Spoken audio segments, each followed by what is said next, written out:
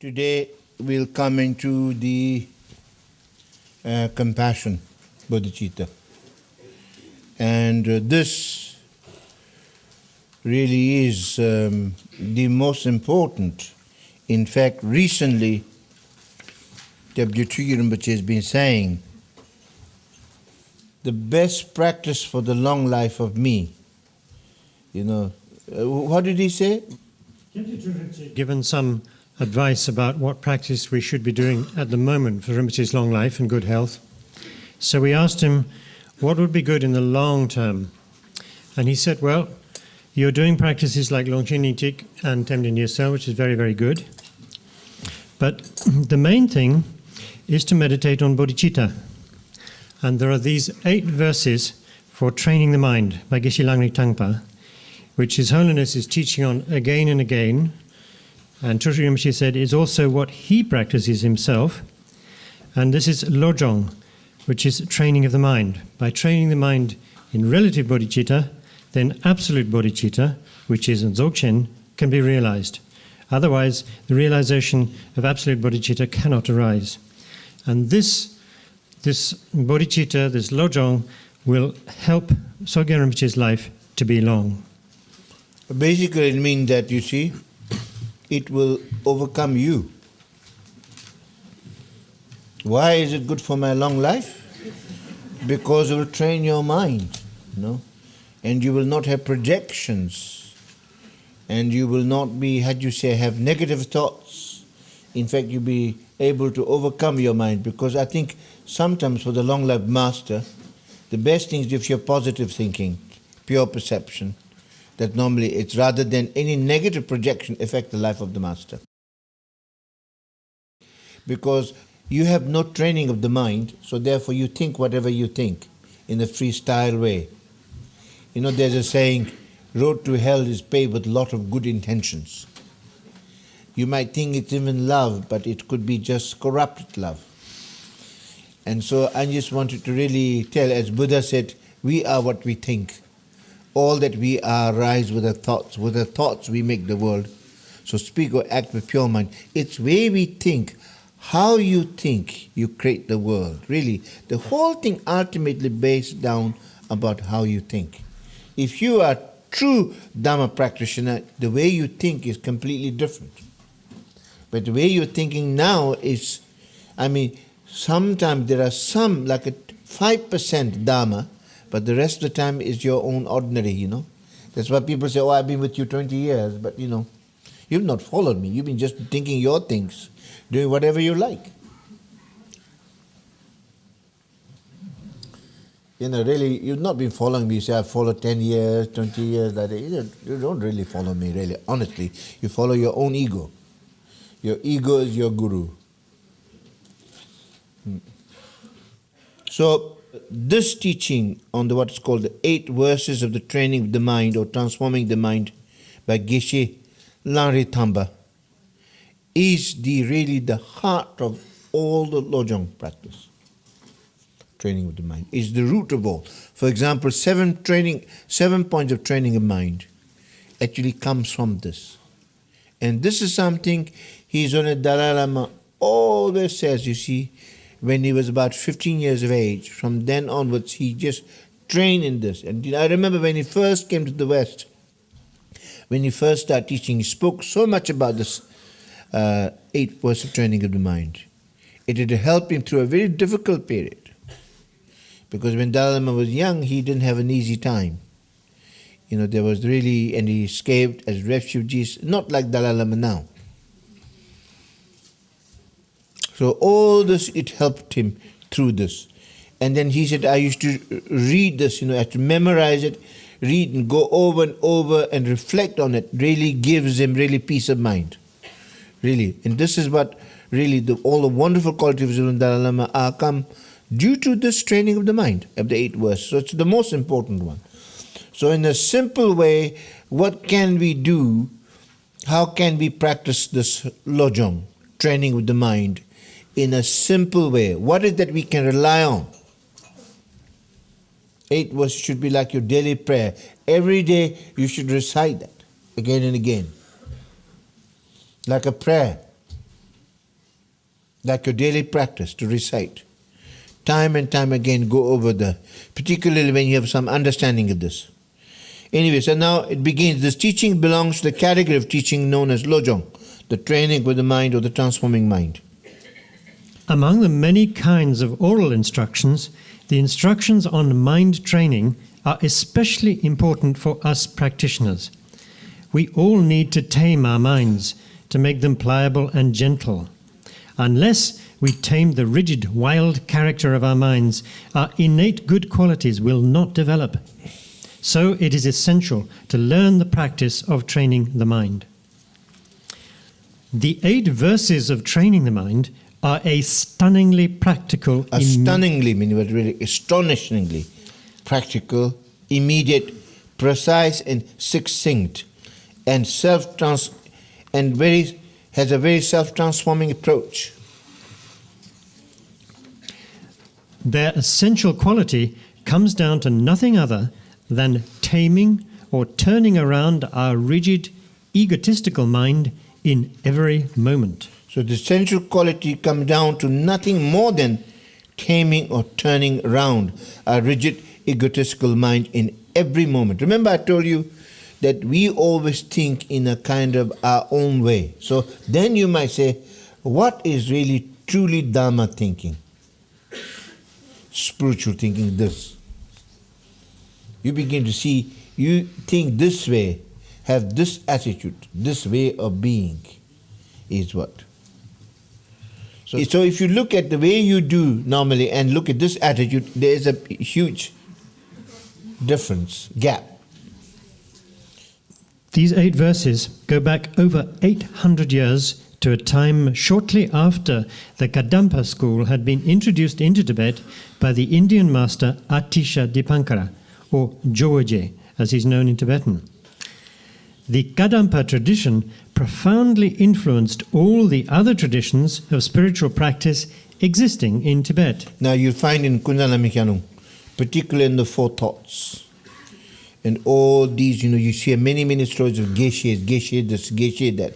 They're all from the Kadampa masters, you see. Then, among the Kadampa masters, there was a great one called Geshe Langri Tangpa, who lived between 1054 and 1123, and who was a direct disciple of Drom Tempa, the chief disciple of Atisha. Atisha was the great master. His direct disciple was Drom Tempa, and his disciple was Langri Tangpa. Then Langri Tangpa set down this extremely profound teaching in just 8 verses. When reading the verses, we should try to assimilate their meaning into our own minds. We should not leave them as a mere theory, but should instead apply them to our lives. Remember the verse in all different situations you meet during your daily life and take them as personal advice meant just for you. There are many approaches to training of the mind and mental discipline, and they have 2 principal aspects. One is the developing, cultivating and enhancing of the valid ways of knowing and thinking. The other is the aspect of method or skillful means. Do you understand? Now the 8 verses of training of the mind summarizes the key teachings on both wisdom or insight and method or skillful means. You can call it as the wisdom or insight. You can call it method or skillful means. It focuses on the engagement in the antidotes that will enable the practitioner to counter 2 principal obstacles, which are self-cherishing and grasping itself. Self-cherishing is overcome through the training of the mind.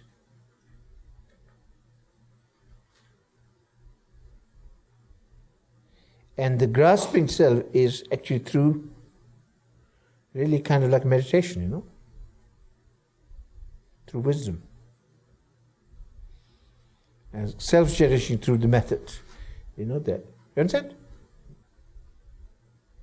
You will see that in the 8 verses, the first, the 7 verses, including the 2 lines of the 8, two lines of the 8 are actually related with the skillful means. That the last 2 lines of the 8 verse is on wisdom.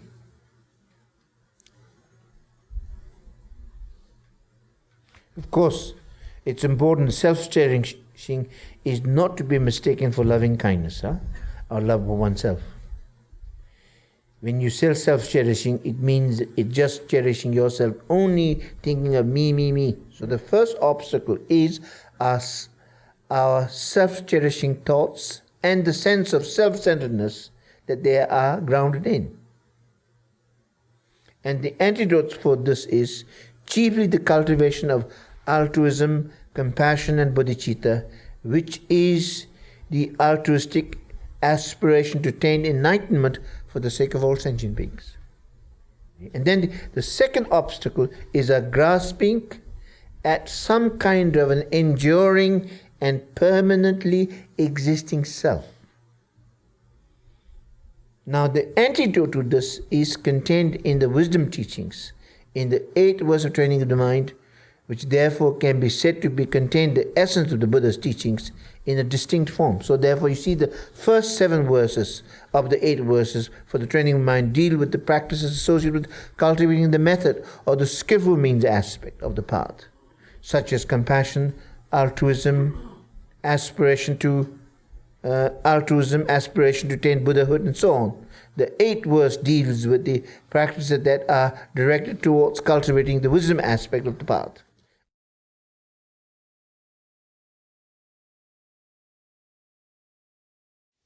Now, each of these verses has also a heading, which was written by Geshe Langri Tamba himself. Each of the verse, it has a heading. The heading shows what is the main purpose of this each verse. The first one is to cultivate the view that all beings are extremely kind.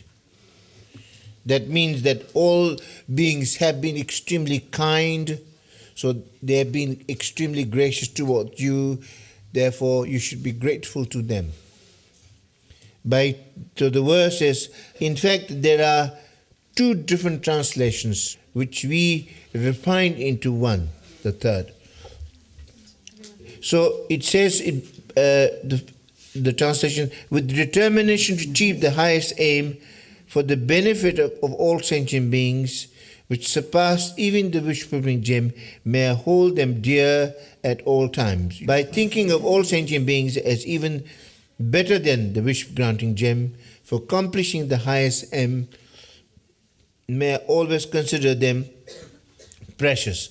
And the refined one, by thinking of all sentient beings as more precious than a wish-fulfilling jewel, for accomplishing the highest aim, I will always hold them dear. Now, the main point of this verse is to develop an attitude of regarding, this is from his own Dalai Lama, the main point of this verse is to develop the attitude regarding other sentient beings as precious. But why do we need to cultivate the thought that other sentient beings are precious and valuable? Now this is from me, because without other sentient beings, it is not possible for us to attain enlightenment. Not only are they the object of our enlightenment, meaning that we seek enlightenment for the benefit of sentient beings, but they are also the cause of our enlightenment, meaning that we could not become enlightened without sentient beings. That is why they are so precious. That is to say, you see, without sentient beings, we cannot actually. They are actually more precious than the Buddhas. Because in order to really develop, in order to attain enlightenment, first of all, if it's not for the sake of beings, first of all, the object of our enlightenment is sentient beings. Since the object of our enlightenment is sentient beings, therefore, it's the most precious. It's a bit like, when you give your inheritance to the most precious one, like who's the closest and loved and dear one you inherit, you give in your will or testimony, you give your inheritance to them, your most precious. That in a sense, the most precious, that enlightenment, we dedicate to the state of sentient beings, therefore, they are the most precious. You understand? And then, but I think it's maybe we can go back a little, one first step. In fact, this argument should come first. This one, the first one should become second. Without the sentient beings, you see. Because they are the cause of enlightenment. Because if there are no sentient beings, we cannot attain enlightenment. But without sentient beings, we cannot train our mind in bodhicitta. Like if there are no sentient beings, we cannot develop patience, for example. If there were no enemies, we cannot develop patience. And the patience is one of the greatest virtues. So without sentient beings, we cannot. The most important, in order to really attain enlightenment, I think in order to attain enlightenment, without bodhicitta is not possible. So the bodhicitta is really developed through the, being sentient beings. So they are both the cause of our enlightenment, because without them, and also the object of, but because they're the cause, it's a bit like, if you say, if you are really become successful in your life, or if you become happy, and if someone is the cause, if someone, when you were really poor, difficult, gave you all the means to become rich and wealthy and happy, if someone provided, then that person, you become extremely grateful to that person, because that person is the cause. In the same manner, for your enlightenment, which is the most precious thing, that it is the sentient being that provide that opportunity. Is that clear?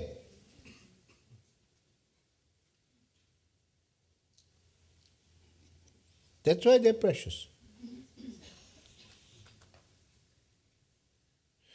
Dalai Lama says, the welfare of others even surpasses the preciousness of the... But you read? So the welfare of others even surpasses the preciousness of the legendary wish-fulfilling jewel, because, however precious such a jewel may be, it cannot provide the highest spiritual attainment. That means legendary. In legend there was this what's called a wish-fulfilling gem, where whatever you wish to make, it grants you. And so therefore it's called the wish-fulfilling gem, the most precious of all. But that in fact, that the sentient beings, that even surpasses them. Because even the wish-fulfilling gem, whatever you may wish for, it cannot grant you enlightenment. There are sentient beings, you see. Since they are the source of enlightenment, therefore they are the most precious. In order to become enlightened, these are different commentaries, okay? In order to become enlightened, we'll never succeed unless we can exchange self and others. That is, reverse our present attitudes. The ability to bring about such a switch in attitudes depends upon constantly seeing all living beings as supreme and precious. We're in the habit of neglecting... I think when you say supreme is because they are really the source. They're like the wish-fulfilling gem. They're better than the wish-fulfilling gem because they can grant us enlightenment. Therefore, they're precious. We're in the habit of neglecting and ignoring other living beings. But by valuing and cherishing them, we will experience both immediate and ultimate happiness. That, you see, the amazing thing is the complete, you see, really, this is what the amazing thing is. This comes directly to the point, to the root of your problem. Because what is the biggest problem which prevents us, which is the cause of all our problems, being in samsara and prevent us from enlightenment, is me, me, me. Ich. And always cherish yourself. Und sich selbst immer am wichtigsten zu nehmen. And neglecting others. Und andere stiefmütterlich zu behandeln. Yeah. overlooking others. andere zu übersehen. Just only me. Immer dieses So, Selbstsucht. now the major thing is amazing here, isn't it? Und das Wichtigste ist, und das ist When you consider all sentient beings. In fact, an alle fühlenden Wesen denkt. in fact, Dalai Lama often says too, Dalai Lama sagt auch, when you compare, wenn man es einmal vergleicht, me ich is only one, bin nur einer oder eine, whereas others are much more. während die anderen, davon gibt es viel mehr. See?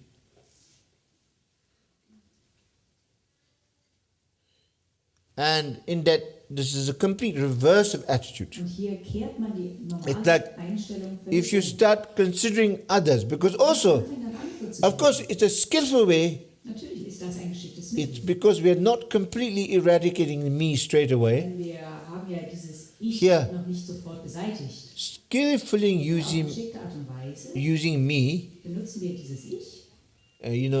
it's like, you see, even for you Man sagt, selbst für dich to become enlightened, ist Erleuchtung zu which is erlangen. the most precious, Das ist das Allerkostbarste. you need sentient beings. Und selbst für dich brauchst du fühlende Wesen. It's like really looking in a deep way, Wenn man auf tiefe Weise hinschaut, not of your ordinary kind of self-cherishing wenn man needs, nicht auf die Art und Weise schaut, wie du sonst dich selbst als am wichtigsten like as betrachtest. Dalai Lama says, you should not be Selbstherrlichkeit der Dalai Lama sagt, foolishly selfish, but wisely du selfish. solltest nicht auf dumme Weise selbstsüchtig sein, sondern auf If weise you Weise start selbstsüchtig. thinking from a long-term Wenn du es benefit, langfristig betrachtest, then you realize wirst du erkennen, it's the sentient being that provide you fühlende Wesen gewähren dir die the highest aim, dass du das höchste Ziel erreichen kannst. which is the enlightenment. The sentient beings provide you.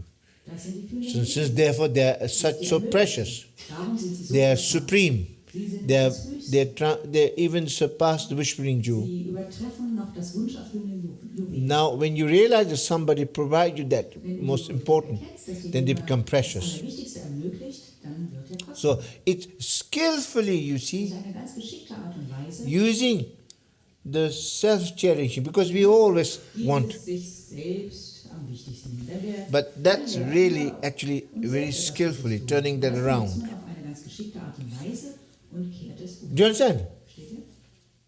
It's a bit like saying, Es ist ein bisschen so, als wollte if man you sagen, really want to love yourself, wenn du dich wirklich selbst lieben wirst, if you really want to take care of wenn du yourself, dich wirklich um dich selbst kümmern möchtest, you need others, dann brauchst du andere. all sentient beings. Alle fühlen They're Wesen. precious. Die sind kostbar. So therefore, when you do that, Wenn man das macht, it's beginning not completely surrendering yourself, es fängt nicht damit an, dass du selbst dich vollständig hingibst, because it's kind of a very skillful way aufgibst. Das ist eine of, geschickte Art und Weise. like you see, just as you cherish yourself, So wie du dich selbst für wichtig erachtest. because that starts with that. Also damit fangen wir erst einmal an. But since there are other beings, I think you understand the Ich meaning, glaube, ihr versteht, was ich meine. are so precious because they are the source of. Andere sind so kostbar, weil sie die Quelle für dein Wohlergehen sind. Then you start cherishing others. Und dann fängst du eben an, andere Therefore, they are the most precious, dear, hold them hard. Und darum sind sie das Allerwichtigste. So, I think the enlightenment is not very attractive. The idea of enlightenment is not very attractive on a short term. But when you really look deeply, it is the source of the really long-term benefit.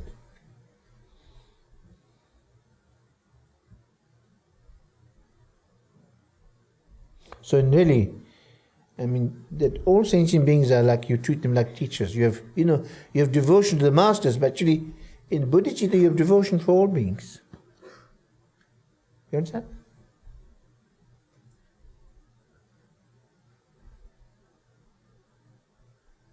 Basically it means there's no getting away from devotion. Basically it means that, you see, this all shows there's no really escape.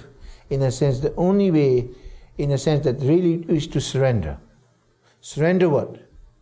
Our self-centeredness, our self-centeredness, our ego, And unfortunately, that we mistake that for loving ourselves.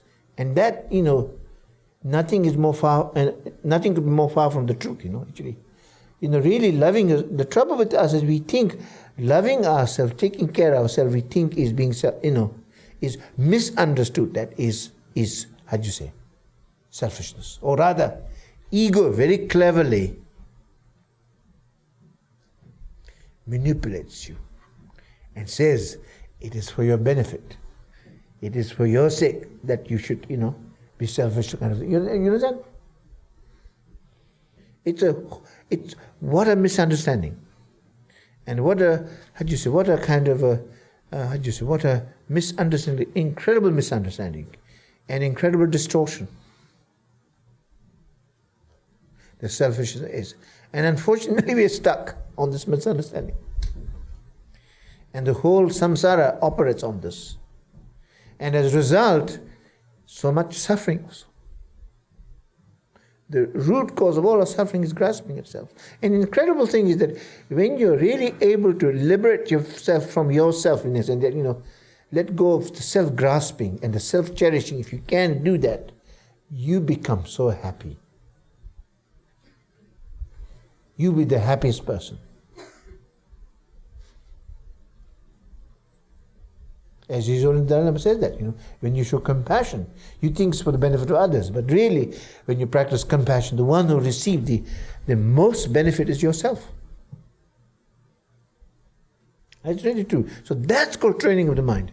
When you really think on the long-term benefit.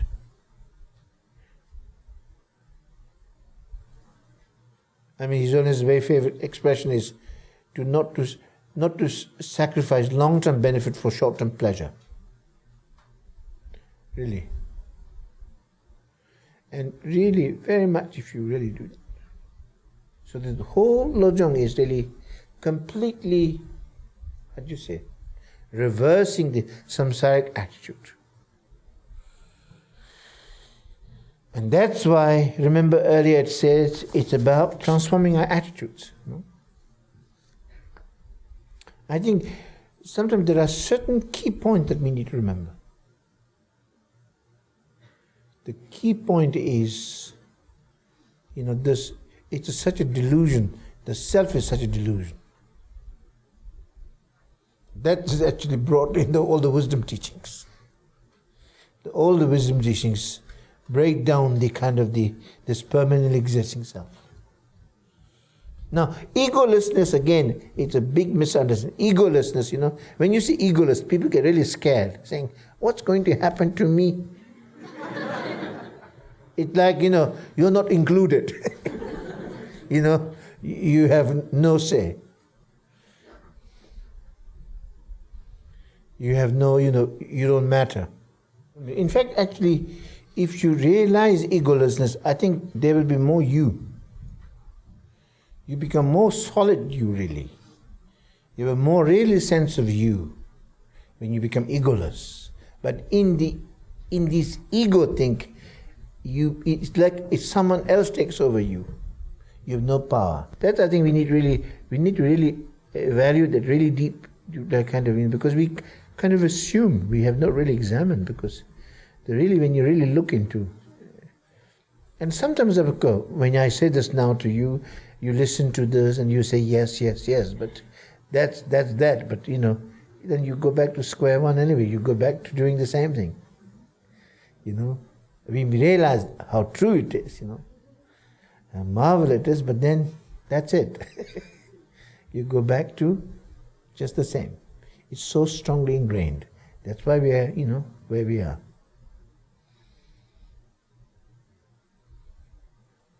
So that's why really I think it's the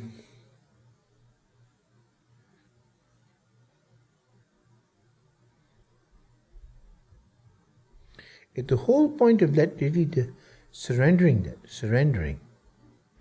Whole question of surrender, is your false self really, because hiding your true self. It's like you're trading clouds for the sky kind of thing, really. That's what doing. And then we're afraid to surrender the clouds because we don't know otherwise. We only know a sky that's clouded, since we have no idea what the sky really is. You understand? So I think that's why when you have the more of the glimpse of the real nature you have, then that gives you more courage to actually let go. Because you realize there's something greater. So you're not losing, but you're winning. In fact, when you give profit to others, take the loss upon yourself, is the greatest victory. When you really do that, if you really can do that, then you're really great. And you're a holy man, or you're you're really a bodhisattva, you know. All the Buddhas will pay homage to you.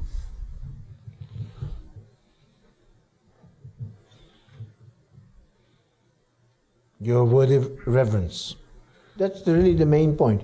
Do you understand the main point here? When we really look into this point, this is the main point about.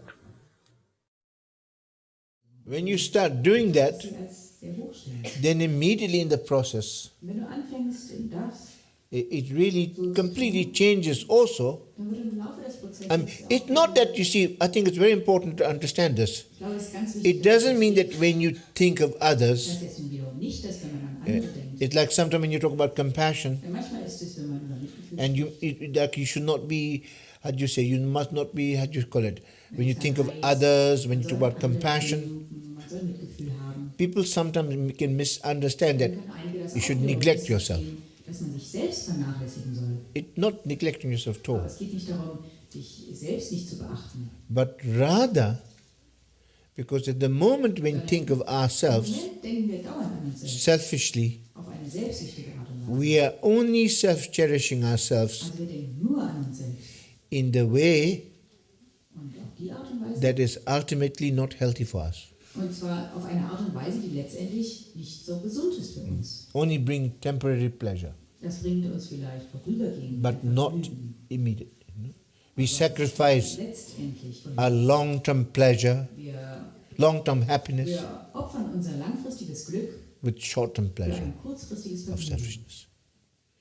But when we really start thinking of all sentient beings Wenn wir wirklich anfangen, an alle fühlenden Wesen zu denken, as the source of als enlightenment, Quelle der Erleuchtung, and cherishing them, respecting them, andere wirklich hochhalten, respektieren, then you're really taking care of yourself dann kümmern wir uns wirklich um uns selbst. in the long-term way. Auf langfristige Of course, there's a little bit of self-cherishing there, Natürlich ist da immer noch ein bisschen sich selbst wichtig, but it's a really a healthy one. aber auf eine gesunde Art und Weise. Yeah. And that kind of self-cherishing. Und diese Art von sich selbst wichtig nehmen oder Also, sich selbst there's a little self-cherishing das ist auch ein bisschen because for your enlightenment, selbst, sich um sich selbst kümmern. you weil cannot attain your deine- enlightenment without sentient beings. Du kannst nicht deine Erleuchtung ohne die anderen, ohne die fühlenden Wesen Whereas, erreichen. if you say, there is no I, there Wenn man is sagt, no es gibt you, kein Ich, es gibt kein Du, then there is kind of, I couldn't care.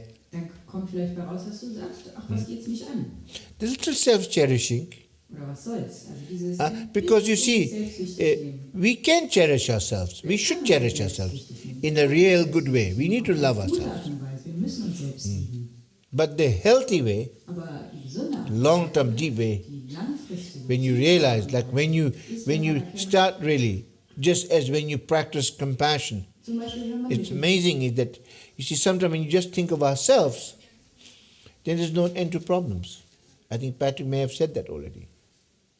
All the problems, when you just think of yourself, only your self-concern, how can I get on with life, so then there's no end to problems. Whereas when you start taking care of others, what is amazing in the process, your own happiness is taken care of as matter of course.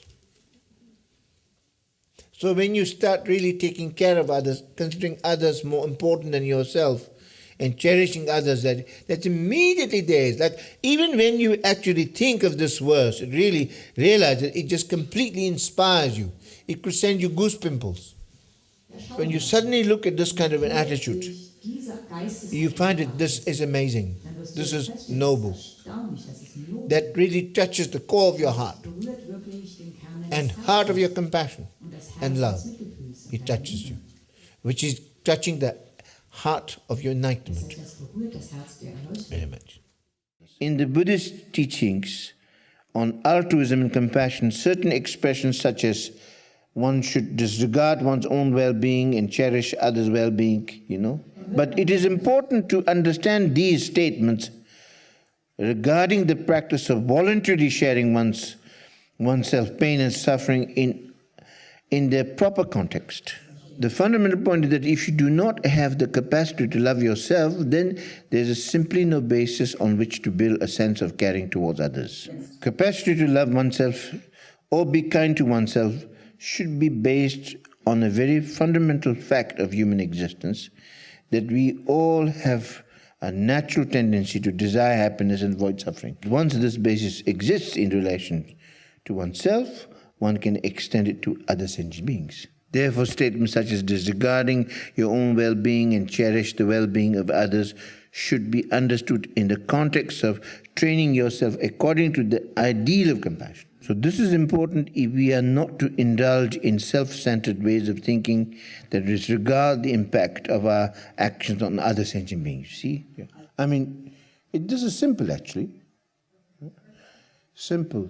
Which is that when we talk about disregard your own well-being and cherish the well-being of others, when you talk about that, it speaks in terms of when you do just thinking of yourself only in a selfish way, and deprives others of their happiness, or you see. It is in regard to that. When you just think of yourself only, cherishing yourself only, and just only then me, really. Two things like cherishing, self-cherishing, and then just holding on to the notion of self very firmly. And these are this is the basis of really of our samsara existence, really. That's what we need to abandon. But that does not mean, that's quite different from actually loving yourself. Really, like when you say, may I be happy, may I be well. That we all deserve. And in fact, we need to have that. We need to have the sound basis of that love, or really, without that we cannot actually, even if you're not really well grounded that, and it's very difficult for us to also actually practice this, Disregard your own well-being and cherishing self-being of that when once it's well-centered in oneself, then one can, have the greatness, have the magnanimous. As you've noticed from the practice of loving kindness, once you develop the loving kindness in yourself and felt gratitude to the love that, those who really showed that to you, then you can extend to love gradually to those closest to you, and to strangers, then to even those people with whom you have difficulty, finally to all sentient beings, by that way. It is by building that we can be generous, or that really that love, you see. So then we start thinking of the others once this has been well developed. Is that clear? That's very important also. So I think also here, as I always try to show the kind of subtle things that we should watch out for, which is when we talk about, it's very important to make a distinction between really loving yourself, and that should not be used as being selfish. That's important. You understand? In fact, when you really develop really genuine love, true love for yourself, just as that very famous saying by the Buddha, one who really knows who he can really love himself in a good way will no longer harm another. The incredible thing about this practice of loving kindness is we're developing that kind of home and being really a family to oneself, a friend to oneself, nourishing oneself and caring for oneself. And when that is developed, it will also make the society, I think, it will make this kind of loving kindness practice can contribute very much in the society. I think it will remove also perhaps violence and others, Once you really develop that loving kindness, then I think you can really, then I think you have the courage, or you have the how do you say, you have the magnanimous, you have the bigness to really overcome yourself, and cherishing of the others, for example. So also I think important is that once we've developed love for ourselves, then you don't stop there. you start going forward to really. The whole point of developing love for yourself is so that you may be useful. You really be. Because you see, at the end of the day in a life, look at, at the end of the day, whatever we have done in a life, only thing that will count at the end of the day is if we have been helpful. If we have really contributed towards some well-being. If we have helped others. You'll only be remembered for that. Wordily. You understand it? So the only thing that is useful is if you benefit others.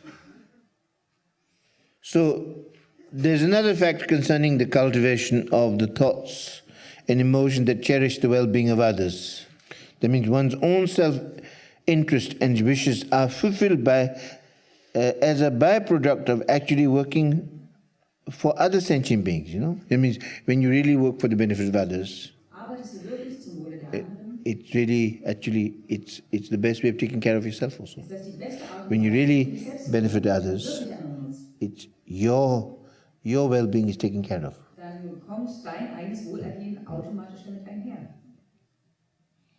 Sometimes even more.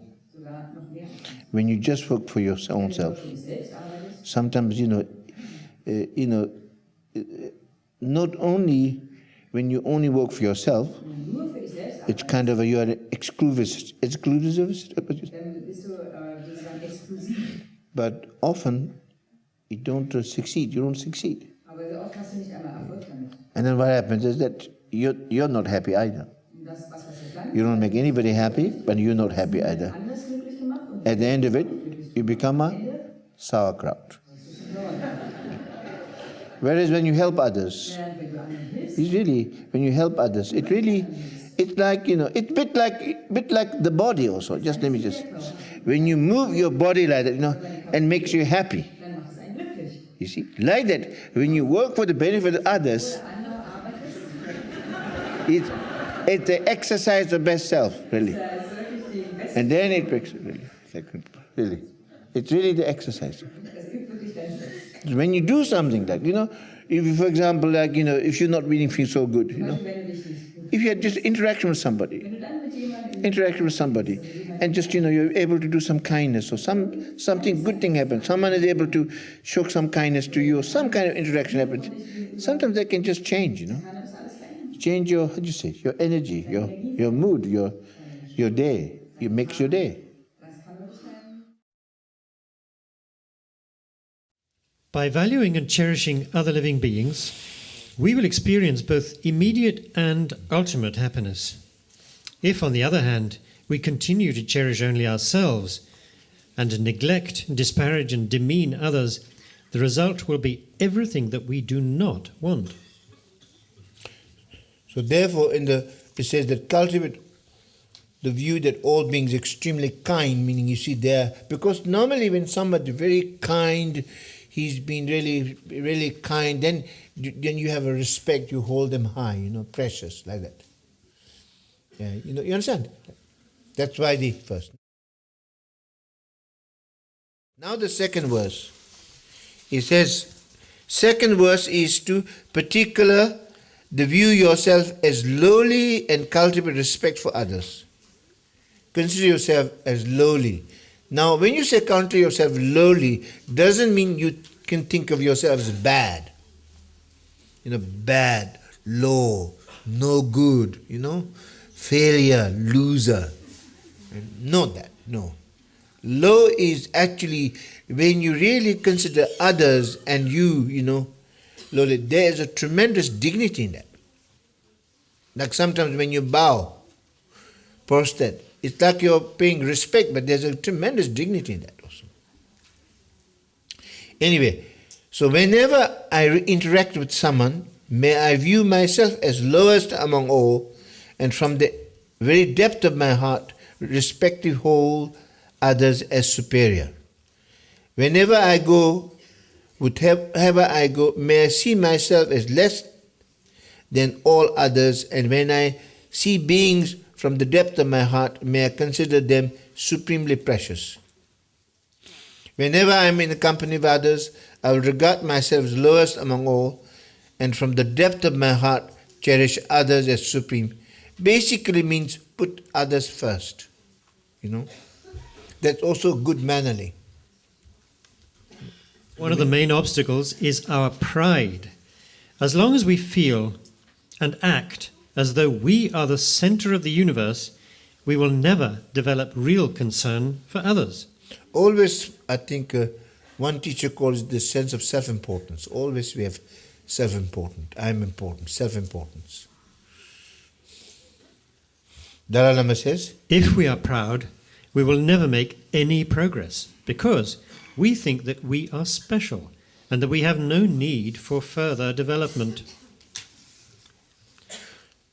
This verse teaches us to subdue our pride and tame our minds so that we can avoid those mental afflictions that pride causes us to develop towards different sentient beings, such as jealousy towards someone who is better than us, competition towards our equals, and condescension towards those that are worse off than us.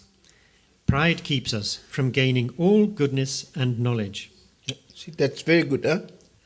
Then you see, whenever we are with others, regardless whether they may be considered inferior, equal, or superior to us, we should always regard ourselves as inferior to them. With a sincere, heartfelt, and uncontrived determination, we should cherish others while perceiving them as superior. We should reflect on the great likelihood of their being more mature or more involved than we are in terms of intelligence, compassion. We should consider how it is very likely that they are capable and successful practitioners much better than we are. We should think that if we do not perceive their excellence and superiority, then we must simply be due to our own delusion.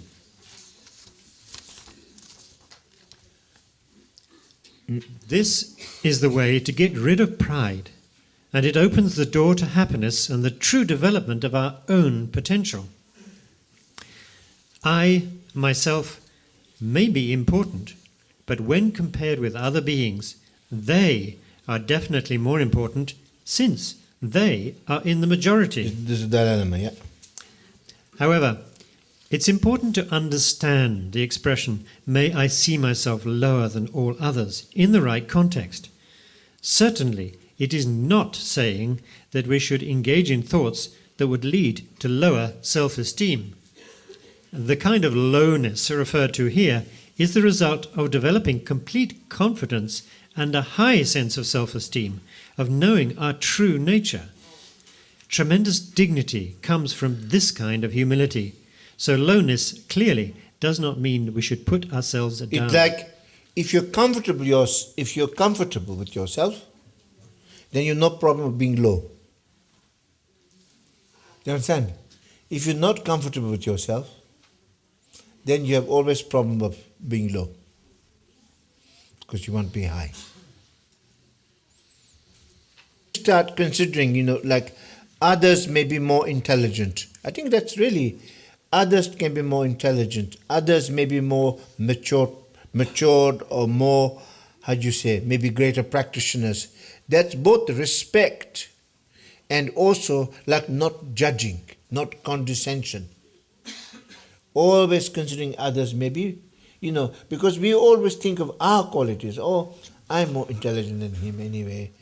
I am better looking and I am this, So I think it's really the whole attitude to consider others may be more important. They may have, others may be more evolved maybe. They may be, they may be more intelligent, they may be more compassionate, they may be more capable and successful practitioners, better than us. It's a bit like you always look at others with mystery. See others with enigma, in a good way. They may have great qualities. Yeah. There's the kind of a mystery. They have all these wonderful qualities. You consider them always highly. And you might think, you might think you have some qualities, maybe others may be better. If you consider that way, then it really can overcome your pride also. Overcoming your pride. And as I said that, if you overcome that, then also you can overcome jealousy, competition and condescension.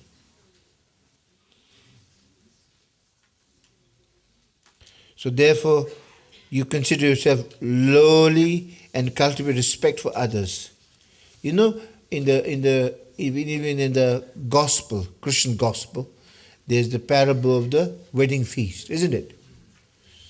There's a wedding feast. This person who's kind of quite proud and comes and takes quite a important seat, and then what happens is another guest comes. He was asked to please move lower, a little bit down because the seat is occupied. So at the end he starts moving. He comes right at the bottom. So if you're proud, what happens? If you're proud, then you will get hurt, basically, because others will not think of you as you are, particularly you're proud. Sometimes pride gets really, because if you're very proud, then it's really source of one problem. If you think you're very important and proud, then always you see others will not consider you like that. They will not treat you like that. So then you get hurt and you become very sensitive and so it's a pride is one, So whereas if you yourself are kind of not lowly in a sense of a low self-esteem, but if you really feel like humble, that humility is there, you always respect others, then others will respect you. Others will. In fact, what you want to attain through being pride, you actually attain through humility. The real self-importance comes not through pride, but through humility. Is that clear? Now here he recounts the story of, of this great master Zapat Rinpoche, This kind of thing in the Tibetan culture is very important. Also in einer tibetischen Kultur ist so etwas ganz, ganz wichtig. Because really, for like a master like him to be able to do that. Dass ein Meister wie er ist, dies einfach zu tun. Because in a culture like that, you see that they're so revered masters there. Denn in einer Kultur wie der tibetischen Kultur wird Then one would not imagine that they would do that. Dass man sich gar nicht vorstellen kann, dass er But then, Pflichten nachgeht. the incredible thing about Pat Rinpoche, and he only talks a little bit about Pat Rinpoche, but there are so many incredible stories about him. What he always loved to be is completely inconspicuous. Not known by people, just hang out with people. And there are many, many stories, incredible stories about Rinpoche. Once it was in the Dzogchen monastery. Okay. I mean, he was very exceptional, that he would never wear any special clothing. He would wear dressed like a nomad. Like a nomad, really. Like a nomad, and then he would nobody would recognize him. Really. So he would just go, always he loved to be just inconspicuous. And he would always, and circumambulate. And then he would sometimes meet with, other people. Because normally also, people do spiritual practice, but also sometimes it becomes a social thing. It's like where you gossip. So sometimes a lot of ladies go walk around, oh mane, what is that daughter doing with this thing? What is the husband doing? Who is with, oh my God, what a terrible, oh mane, it's like also gossip thing, Gossip, and then, but also sometimes they do practice also, so they can also sometimes the group of friends also, they get a group. So as they were walking, so he came with a group of people. So Pat Rinpoche, every day they met with the same people, they just made friends, start walking. So then they saw in the Dzogchen monastery, the gate, the name of the Dzogchen monastery was inscribed, in Sanskrit, Sanskrit, like the old Sanskrit, called Lenza, and then it was like transcribed in Tibetan, transliteration in Tibetan, of that in like Sanskrit, which is kind of sometimes really the title of the books are normally done like the scriptures, so they're done very elegantly. But then Pat Rinpoche, such as a great scholar, he dictated some fault. He said, but that's a mistake there, It's a mistake. Whereupon his companion saying, shut up. So shut up. Who are like you and I? know anything where. So they have many great learned people here. Who are you stupid people like you and me to correct this anyway? So, and just he says, just shut up and just go around saying money. So Patramachi liked it very much. But then what happened, discovered, after a few days after, they discovered that Patramachi was coming to Dzogchen monastery. So you see, very much they heard that there was a lot of noise and everybody was rushing to give teachings. So these also people who were going around, there were some old nuns and some, they also went in there. And there they saw their companion. And they're sitting there. And then from next day onwards, they would treat him with so much respect. And Patramachi regret very much. I had some friends, but I lost that also. I lost them also. I thought I had some friends, but I lost them also, Anyway, so many stories. So these things, by the way, you should start practicing from today. You should start practicing. Monday is verse 1. Tuesday is verse 2. Maybe Sunday you do 2 verses. To watch your mind and drive out mental afflictions. This I have said many times. In all my deeds may I probe into my mind, and soon as a mental or emotional affliction rises, as they endanger myself and others, may I strongly confront them and avert them. May I examine my mind in all actions. As soon as a negative state occurs, since it endangers myself and others, may I firmly face and avert it. I like that translation. In my every action, I will watch my mind, and the moment destructive emotion rises, I will confront them strongly and avert them, since they will hurt both me and others. Now the Dalai Lama says, one could say that for a Buddhist practitioner, the real enemy is this enemy within, mental and emotional defilements. The real task of a practitioner is to defeat this inner enemy. If our aim is to be a true Dhamma practitioner, then it is exactly the way. Then this is exactly the way to practice.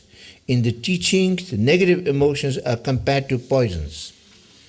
But aren't negative emotions actually more harmful than poisons? Poisons endanger our life. At worst, it will die, causing our present life to end. But however, negative emotions will not only bring suffering to this life, but in all our lives to come, it will harm you, see. Moreover, they will not only cause pain to ourselves, they will bring pain and misery to many other sentient beings. The unique quality of inner enemies is that if you remove them by practicing their antidote, they can never come back. You can permanently remove them. The amazing thing about inner enemy is that if you can overcome them, they'll never come back. Negative emotions are the danger to your enlightenment. They're the cause of falling more deeply into samsara. A lot of us mindlessly commit negative actions without really realizing the consequences. So the moment a negative emotion comes up, pray that you may immediately see the danger and the consequence. I think first, what you do, you can even sometimes do it, like at the beginning when you embark upon this, you can even do it as a prayer, saying that, in all my actions, may I examine my mind. Whenever negative thoughts, emotions rises, which injure myself, may I be able to face and avert it. You make it a prayer first. Because prayers are good. When you pray and pray, they almost make your mind more, through prayer, it can also in some ways create a circumstance when situations can happen in that way that you prayed, but also they can train your mind also. that your mind also may go in that direction. Prayers are very good. Prayers are also kind of training of the mind, in a way. Training of your aspirations. So, you see, so at the moment negative emotion comes, immediately see danger, the consequence, then you pray. When you can actually see the danger, then before it actually endangers yourself and others, you can diffuse it. Before it can catch you, you catch it, like an early warning system or a good security guard. Unfortunately, we tend to treat our negative emotions rather casually. You see, the thing is, we have no awareness, no mindful awareness that even when negative emotions come, we just see it as our mind, we don't see it as, something coming outside of ourselves. They are not really the true nature of your mind. That's why in the heart of bodhisattva, you see, this is very important in the Dzogchen practice of compassion.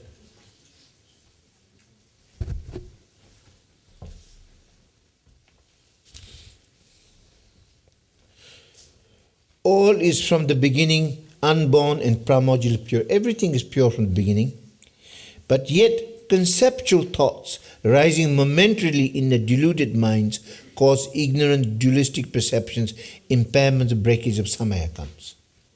So everything is fine in the beginning, but then you see little like a thoughts, and then you make concepts about it, and then this really, this is because this kind of, how do you say, stirs up like the shit, like shit is dry, that's pure from the beginning.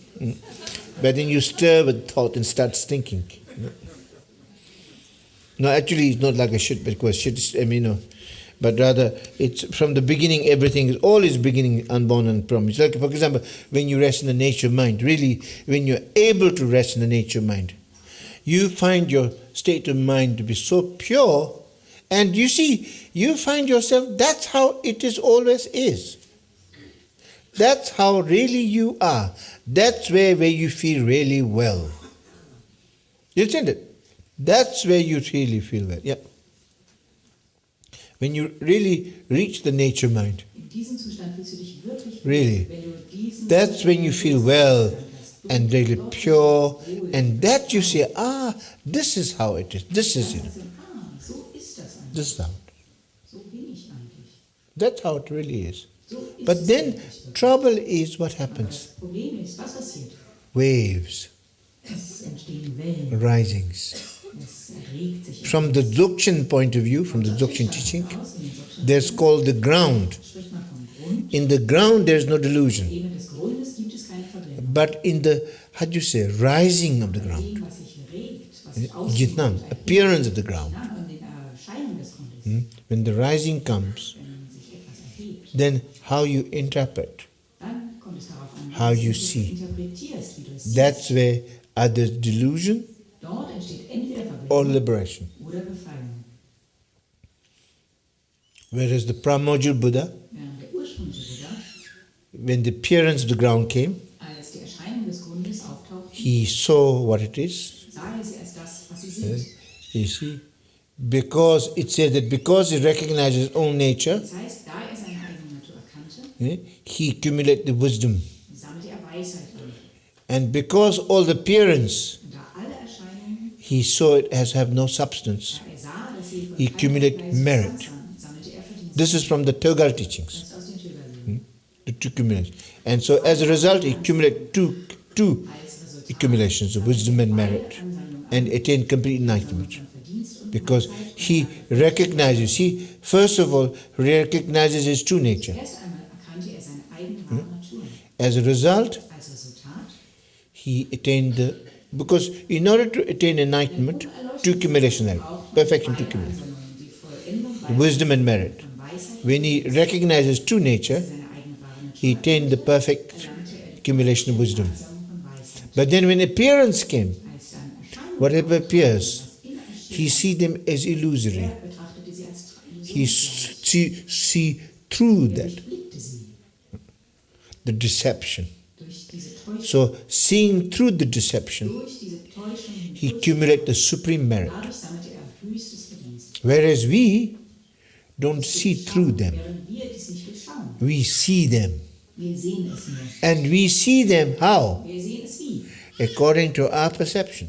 And this is what His Holiness Dalai Lama has been saying very much recently. Was seine Heiligkeit He's been talking a lot about how spricht viel darüber, whatever we see wie das, was wir sehen, is affected by our negative emotions. von unseren negativen Emotionen beeinflusst. Like for example, when we are angry, Zum Beispiel, wenn wir wütend sind. it seems it distorts the 90% of your perception. Dann scheint es so, dass dies 90% unserer Wahrnehmung You only see 10% reality, Wir sehen die Wirklichkeit nur zu 10%. 90% 90% distortion. sind verzerrt.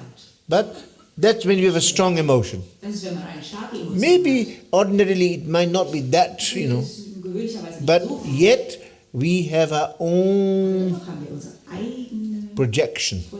Projektion. And we see things, Wir sehen die Dinge, you see, and because there's a kind of an agenda there. weil wir sozusagen unsere eigenen Pläne dahinter haben. Agenda, I agenda, me, ich agenda. Diese Hintergedanken von Ich. Particularly if you get hurt. Now, interesting, for example, Wenn man particularly if sometimes you're not okay with something, besonders wenn dir etwas nicht gefällt, you're not happy, wenn du nicht so glücklich bist mit or etwas, you don't have complete love, oder wenn du nicht vollständig liebst, then more projections. dann hast du mehr Projektion. And it's a bit like in a couple, let's say. Sagen wir mal bei einem Paar, Like, if one is not giving other the love, wenn der eine dem anderen nicht for example, really, and is not satisfied with that sometimes. I notice that. I notice that in couple relationships.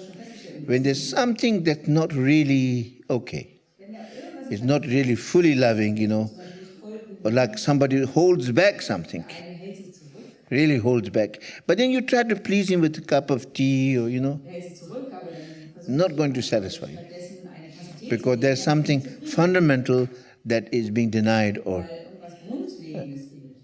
Is that clear? I think when something inside you is really not well, then it's important with whoever that is involved. That it's really important sometimes to kind of, communicate that. Communicate that.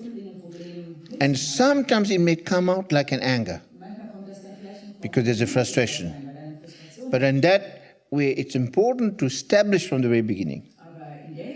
Because, to just say that reason why you're doing this, because you care, you love, you want the relationship to be good, and you want to conclude well. But there's something that is a little wrong that we need to clear. So I think you need to establish that really like the motivation and to really to clear. You understand? If you do that way, and then to be able to express the frustration. And I think here also, sometimes the problem is communication. Sometimes you say something, you may say something, but you don't know how to express it. Sometimes emotions people have difficulty of expressing. So sometimes when you have difficulty of expressing, you see, when you want to talk to the person, you cannot express it. And then afterwards you say, all the things that you can say to that person. You understand? In front of the person you cannot say. But then afterwards you really, particularly when you're trying to sleep, it all comes up.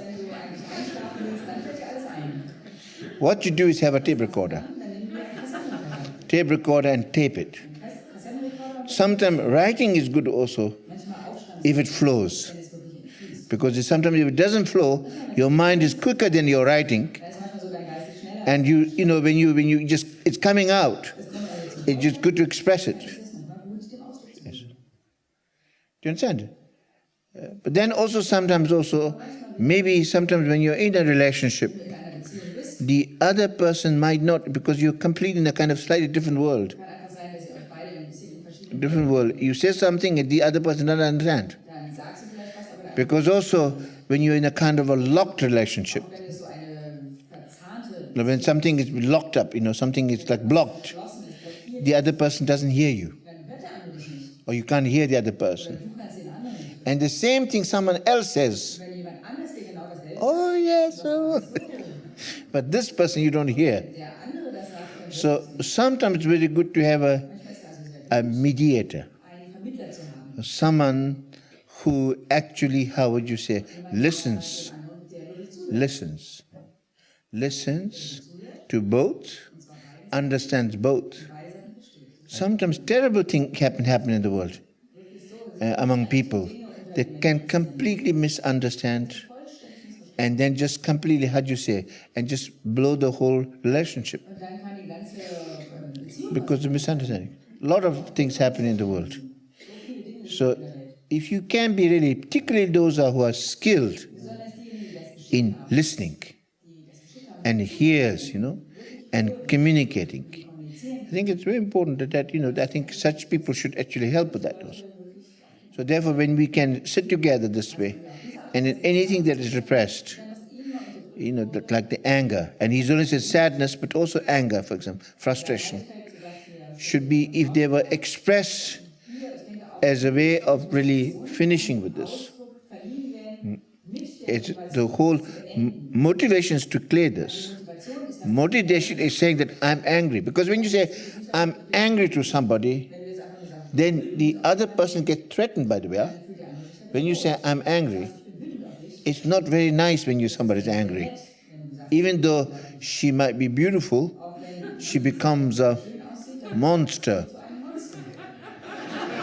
Yeah, and when you get angry, your face becomes red, no makeup can help.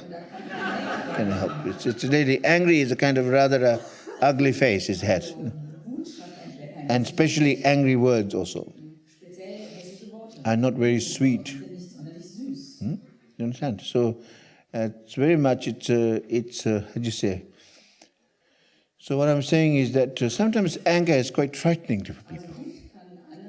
So I think it's very important. So sometimes also you see when someone is angry, the other person can't take it. Maybe you may have a very good reason, but then be reasonable and really argue it. But sometimes interesting also. Sometimes when you see something wrong, and when you just say, sometimes the argument you have, when you're angry, is quite clear. It's quite clear. Sometimes you can express much better. It gives more clarity to you. But yet at the same time, if you can do it with the anger, just bring the clarity. Do you know what I'm saying? And so the thing is that I think what I'm saying is that actually getting angry, being angry, is not a very good communication. It doesn't really, how do you say? Perhaps the thing is the person may be threatened by your anger and may not listen to you. Do you know what I'm saying? So anyway, the main thing what I'm saying is that sometimes when you're really frustrated, it's good to actually express that, but you have to establish the motivation very clearly that you're not, you might be angry, but it's not that you just, I think even though you may be angry, I think you should say very clearly that you don't want to keep this anger in your heart. You see? Because sometimes the person is worried about you being angry and remain forever. This is a kind of subtle point I'm saying, that it's like even though you're angry, it's very bad to give an impression to the other person that you're angry, always angry. Really, it's a kind of a frightening image, or that really. Do you know what I'm saying? That I think it's that maybe you're angry or something like that, but to finish that anger. What I'm saying is the anger, and if you keep expressing that anger again and again, might give you a very bad impression. Your partner may think of you very differently. if you want to look beautiful to the other person, Wenn du dem anderen schön erscheinen and sometimes not the makeups, dann geht es da manchmal nicht ums Make-up, but how you are. sondern wie du bist. Sometimes really beauty is how you do things also. Die Schönheit liegt manchmal in dem, wie du die Dinge tust, How you speak, wie du sprichst, how you move, wie du dich bewegst, how you do things. wie du Dinge tust. There's a beauty in that. Darin kann Schönheit liegen. Not just how your face is. Nicht daran, You might be very beautiful, but du kannst ein sehr schönes Gesicht haben. the beauty is how you are. Also Schönheit liegt in dem, wie du Beauty has to have a certain liveliness. und Schönheit. And sometimes you see what happens in a relationship. If the other person is always angry, Der andere immer wütend, then you just want to escape that home, dann möchtest du eigentlich immer nur davonlaufen. go somewhere else, Sondern irgendwo anders sein. and may look for some kind of a, how do you say, some kind of a warmth, Suchst irgendwo nach Wärme, love outside. irgendwo anders. There's a danger because if you're always angry, Wenn der andere immer wütend because you don't get love there. ist, weil du da keine Liebe findest. And it's not that you're always correct. Es geht nicht darum, dass du vielleicht immer korrekt bist. If you're correct, it's not enough. Reicht das nicht unbedingt. You need love. Man braucht Liebe. Correctness is not enough. Korrektheit ist nicht You understand? oder richtig, also immer richtig zu sein, das ist nicht unbedingt ausreichend. If you're always just correct, just, you have a nice home, nice food, nice knife, you eat form nicely, dress nicely, go for a walk, holiday, that's nice, schön, but schön, that's all. It lacks warmth, for example, love. It's very important to show love. And sometimes also that's affection, love. I think to be affectionate is important. Also wirklich Zuneigung zu zeigen ist auch. If you're just more affectionate, Wenn ihr mehr Zuwendung zeigt, that's an opposite of anger. ist das Gegenteil von Wut. See, just keep showing love. Also zeigt einfach Liebe. You see? Whenever love comes, you show that. Wenn immer Liebe in euch ist, When anger comes, different. kommt, dann Now, but then what he's only saying here, ist ein Heilige gesagt. we're controlling the anger. Also hier geht es darum, die Because, what I said earlier is that if there's a deep repressed, wenn so eine tiefe like a kind of resentment, Groll or frustration, eine Frustration, then it's important to express that. dann ist das wichtig, dem Ausdruck zu geben. Because it's the root cause of your illness kind of Wenn thing es dann sozusagen in the relationship. eine Krankheit oder That's sometimes very important to clear that. das ist natürlich, And sometimes while expressing, und manchmal it may appear like anger, dann sieht das vielleicht aus, als wärst du, but sometimes it's like a love kommt da eine Wut zum Vorschein, aber misunderstood or love blocked. eine Liebe oder blockiert die Liebe. Yes, but you need to therefore express your intentions clearly, Auch deine Intention erst, so that other person doesn't see that you're just angry, sodass der andere sieht, dass du nur but just see that actually you care and you love. dass du dich wirklich kümmerst, You understand it? And that's what you wanted to clear this relationship. dass du ihm etwas klären willst. What I'm trying to say is that if the root is not addressed, Also was ich sagen möchte, wenn die Wurzelursache nicht angesprochen wird, like if you like get a lot of sores everywhere, aber du hast überall, and you try to treat these things individually, du versuchst jede einzelne Wunde, but there's a fundamental cause that's causing that. aber es gibt eine grundlegende Ursache, die zu So diesen Wunden if führt. that is not addressed, Wenn man sich dann darum nicht kümmert, just trying to, how do you say? I think it's very important. In a sense, what I'm trying to say is, in order to remove the anger, to control anger in a deeper sense, Wut in tieferen Sinne kontrollieren oder beseitigen, sometimes it's important to look at the deeper causes ist es manchmal wichtig, erst einmal die and to tiefen overcome Ursachen that. anzuschauen und diese dann zu überwinden. That's important. Das ist wichtig. And also what is important is that Wichtig ist, here, not just, for example, like talking to somebody, also nicht einfach nur mit jemandem zu sprechen, or talking to like a therapist or, einen Therapeuten, or a counselor, not only that, einen Ratgeber, is actually practicing. sondern wirklich auch zu praktizieren. Practicing. There are many kind of practices. Viele Arten von Praxis. One of the practices, like the loving kindness practice, Eine Praxis ist zum Beispiel die Praxis could be a very good practice. eine sehr gute Praxis. And then the other is like more like the refuge, Dann eine weitere Praxis, like a refuge, the invocation I spoke about, the feeling tremendous love and blessing from Buddha's coming.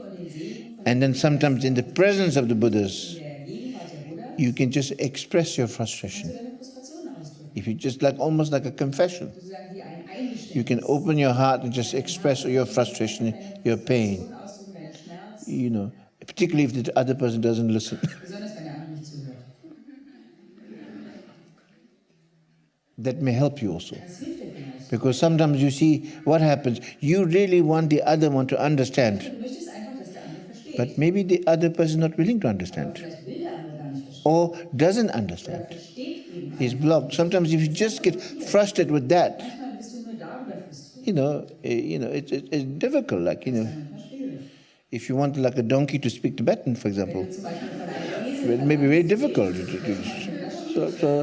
So it's kind of, barking at, how do you say, wrong tree. Yeah. So I think sometimes you must not expect that.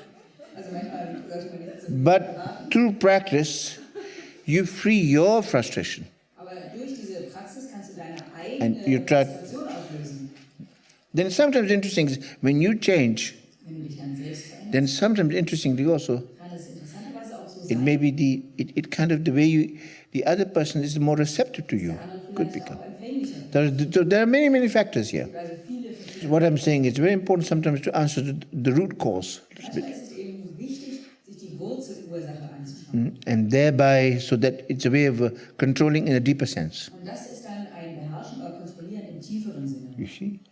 Uprooting the problem. Das heißt, es ist dann das Problem bei der Wurzel zu haben. Sometimes when you say you should express everything, express your emotions, then you can take this in a kind of a little bit extreme or wrong way, thinking that you should express everything. Und das auch verkehrt verstehen, man muss jetzt alles ausdrücken. But he's always saying that, you see, yes, granted that the deep kind of emotions like sadness, Also seine Heiligkeit sagt hier natürlich, and particularly if somebody doesn't express. Traurigkeit, speziell wenn es jemand ist, der normalerweise den Dingen keinen Ausdruck gibt.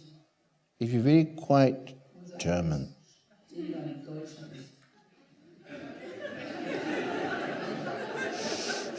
that sometimes when you express Wenn man, can really free something, also wenn man den you know, normalerweise keinen because if you Ausdruck keep gibt, it, kann es einen befreien, mal it could become a cause of illness, trägt, dann kann es die zur Ursache That's von right. Krankheit. But then such as anger and emotions, anger like attachment, again.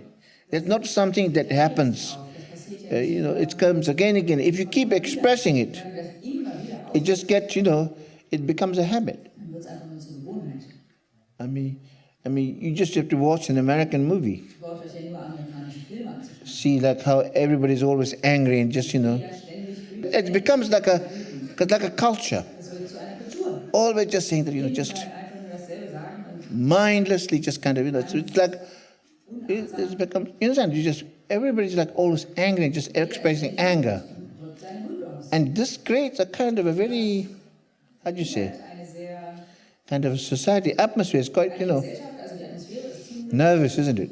nervös. Nervous and kind of a... So the thing is, in this kind of case, In solch einem Fall, I think it's very important you have to watch. da sollte man sich wirklich beobachten. Watch. Because sometimes we do this just out of habit. Denn manchmal macht man das nur aus Gewohnheit. We can actually watch and see. When we see it as control, Wenn sie sagt, it's not just controlling, dann sprechen wir nicht von controlling, but sometimes reasoning. sondern einfach auch mit Vernunft. Most important is reason. Das Wichtige ist hier mit Logik, Reasoning. Vernunft. Reasoning. Realize how anger is Erkennen, wie Wut not healthy. nicht gesund ist. Like if you get angry, Wenn du wütend wirst, it can really disturb you, dann kann es dich wirklich auf, and can it disturb others. kann auch andere stören. You understand? You have to see the consequence. Also die Konsequenzen sehen. Sometimes in a state of Zum anger, Beispiel in einem Zustand von Wut you can hit somebody kannst du jemanden zum Beispiel or schlagen kill somebody, oder sogar umbringen. and then you can end up in a jail. Dann landest du noch im Gefängnis. Or if you're in some country, Oder in gewissen you could be Ländern executed. erhältst du sogar die Todesstrafe. One moment of anger. Ein Moment der Wut. It's like in that there's a kind of like a pleasure. Das ist wie in dem Moment hast du vielleicht Gefallen daran. But that is a kind of, you see, and when you don't have really when you don't have a reason, when you lose sanity, Keine Vernunft, also bist as du I kein said, Verstand, then you just sacrifice long-term benefit dann opferst du happiness den langfristigen Nutzen, for a langfristiges Glück short-term pleasure. für einen kurzen Moment der Freude, des Vergnügens. So remembering that, Also innerlich daran. remembering that, really remembering that, to have some sanity, even though we may have, emotions come, just to have a little restraint, Also halte dich an sie a little bit of restraining yourself, restraining, with mindfulness, just watching. beobachte dich. You understand? So it's a matter of if you keep controlling Wenn man das also immer with the reason, with, und auch Vernunft, all this, you slowly, less and less, then it becomes less of a habit. dann wird es weniger eine Gewohnheit. Yeah. Sometimes these things we can examine each one of them really. Like for example with anger. Also manchmal können wir das jeweils einzeln untersuchen. Zum Like Beispiel, anger. When you really kind of, when someone really pisses you off, wenn jemand dir wirklich auf die Nerven geht, you should have something. solltest du etwas haben. Somebody rings a bell or something. Jemand schlägt eine Glocke. Something that kind of reminds you. Etwas, was dich erinnert. You understand? Something. Etwas.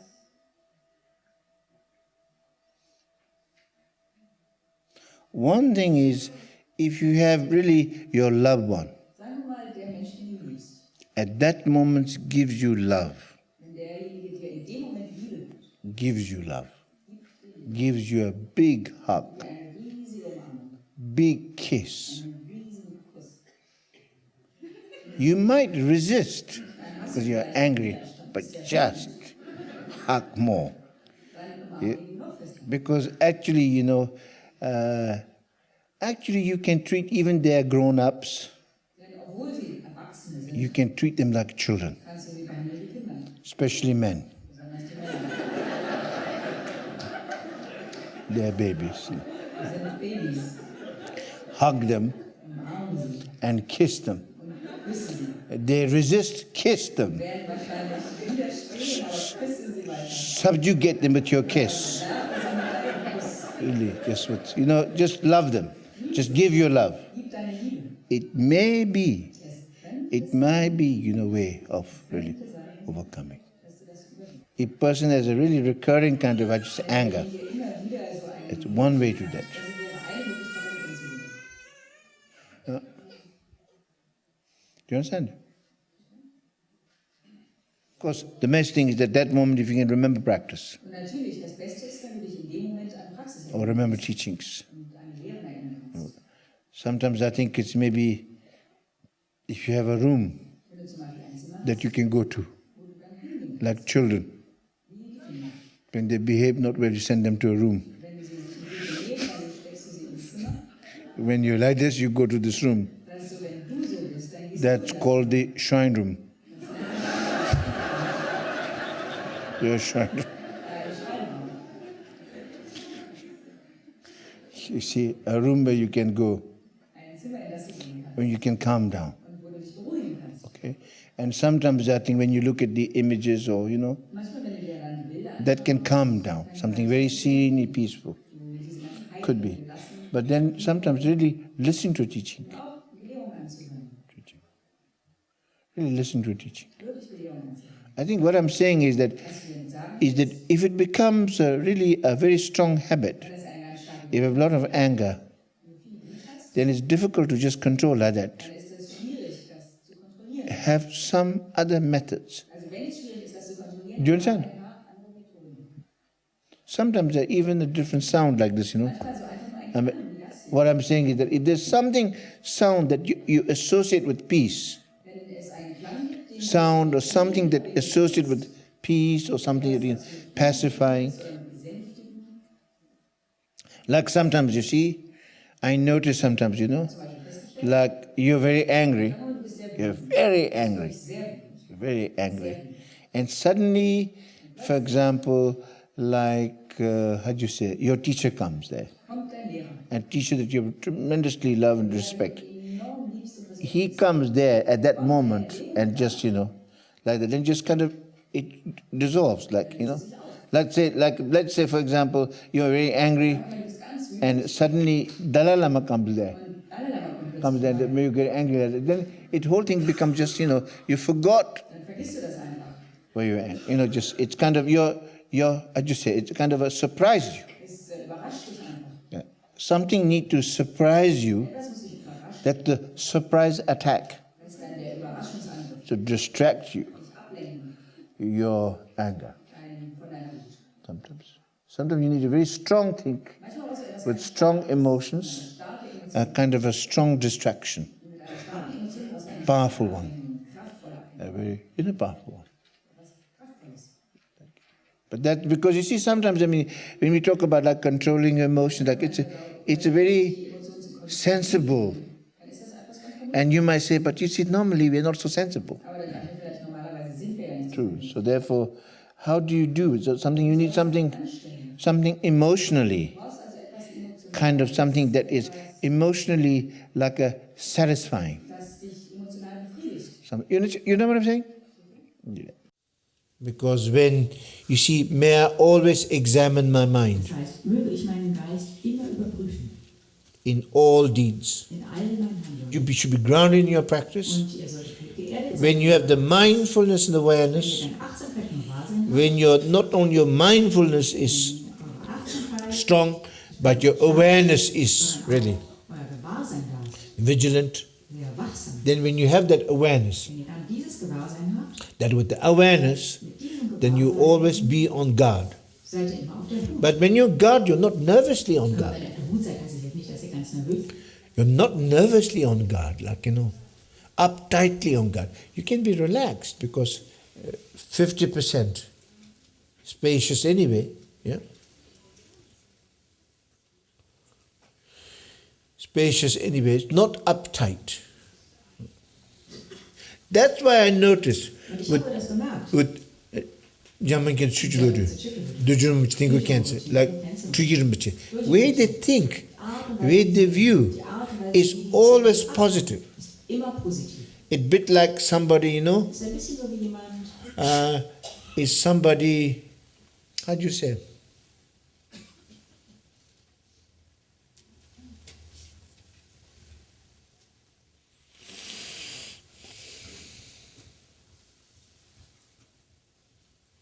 Everything that comes out is positive. alles, was aus ihnen hervorkommt, ist positiv. And where there is positive. Und die Art, wie sie sind, ist positiv. Whatever rises is positive. Was immer sich regt, How you view everything is positive. wie du die Dinge siehst, ist positiv. Then in that state, In solch einem Zustand, that way, So really, the most important is that. das Wichtigste ist wirklich das. That really, most important is really take care of Das Wichtigste ist wirklich darum, dass sich dann gekümmert how you think. wird. Das Wichtigste ist, dass ihr euch Because darum kümmert, wie ihr that's denkt. where karma is. Denn dort liegt Karma.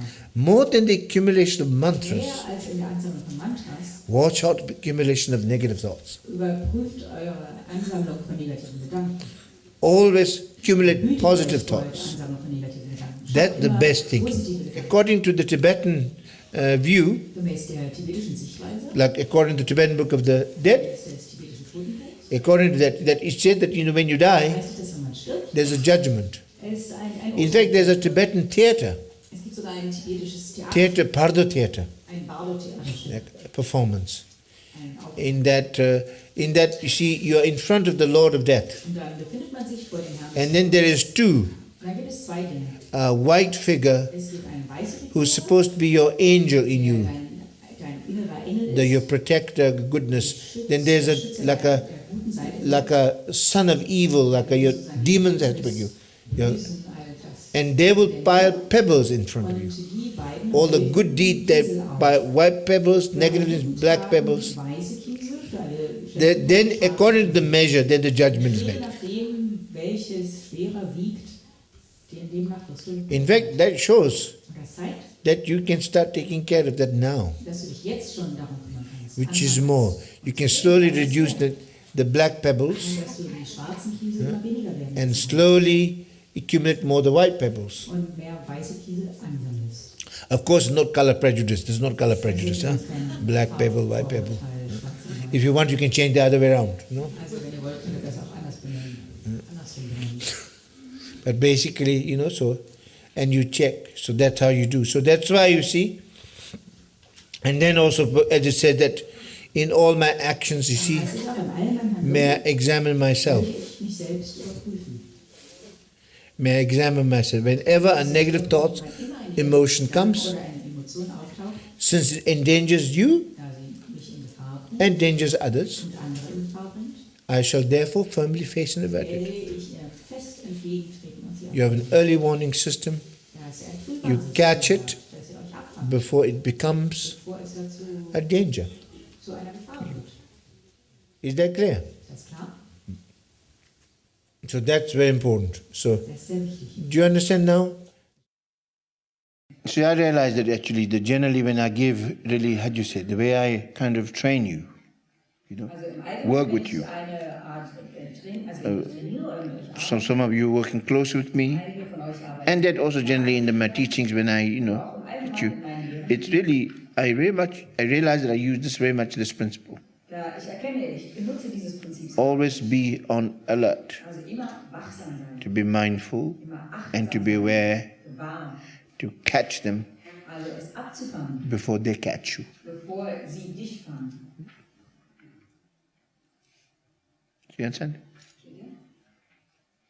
To be, you can actually overcome disasters, you can overcome, crises, delusion, and all kinds of things Alles Mögliche. if you can just, it's kind of almost an early warning system. Sozusagen ein Frühwarnsystem. You have an early warning system. Frühwarnsystem. And in the sense of both a mindfulness awareness here, Also hier liegt dieses achtsam und Gewahrsein. and particularly what you see, and also, as I've always said, Wie ich oft gesagt habe, this very famous statement from Cultivating, die sehr wichtige Aussage von Kanzlerin Schüler, which I keep always repeating again and again. immer wieder sagen.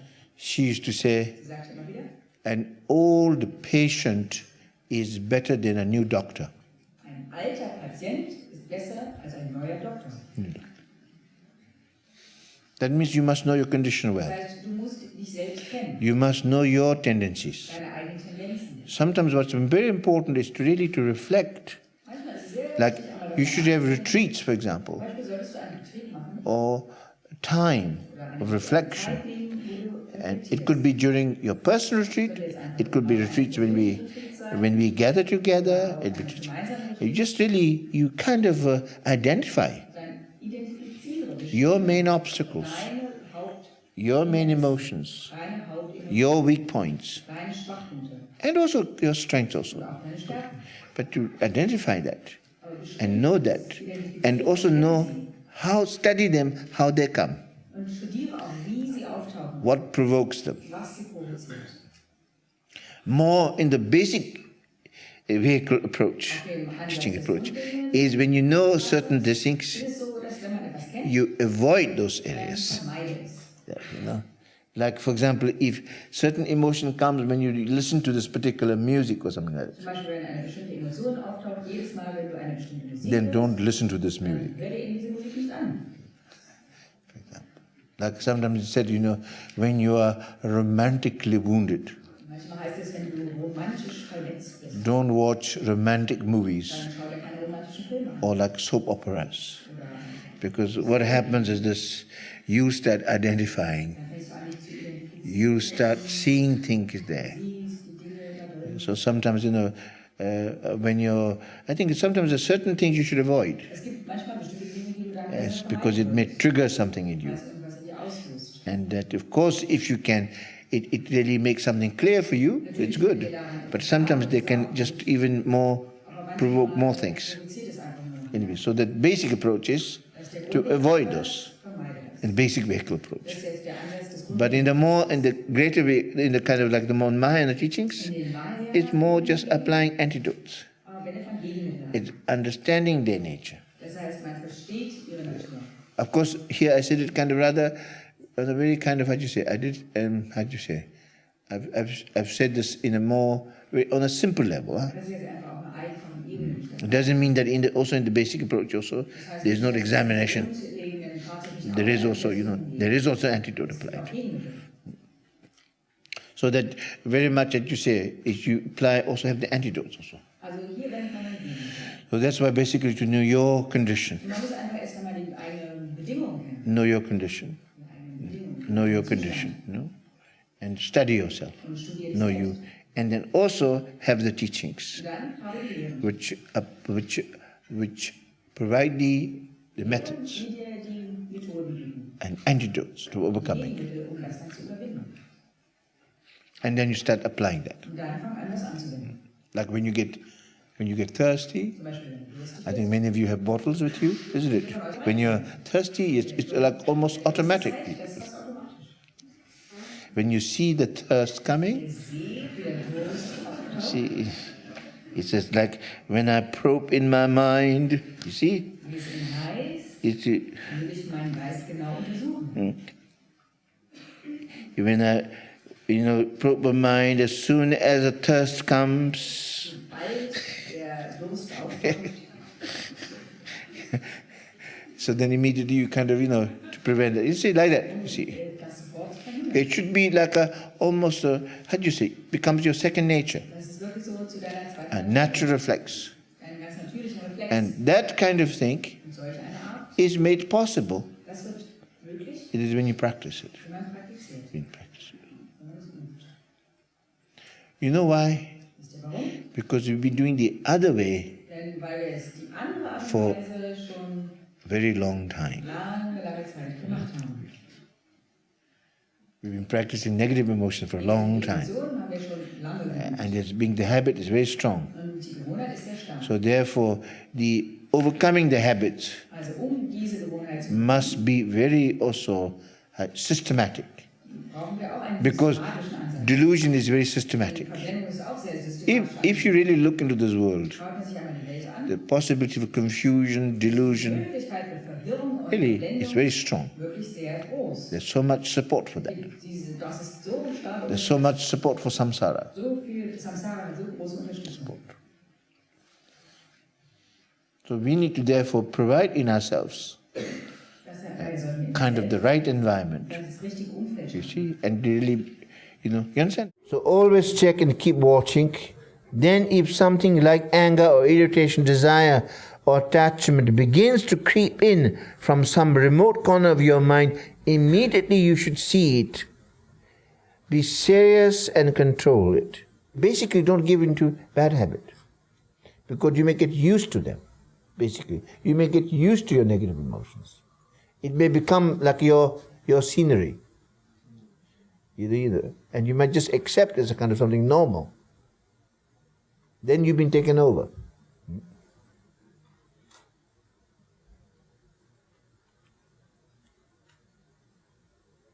In our case, it's a little bit difficult because we have to now, it's already normal, but we have to now go back. We're trying to restart. So in that case, what is very helpful or important in such a case is the practice of meditation.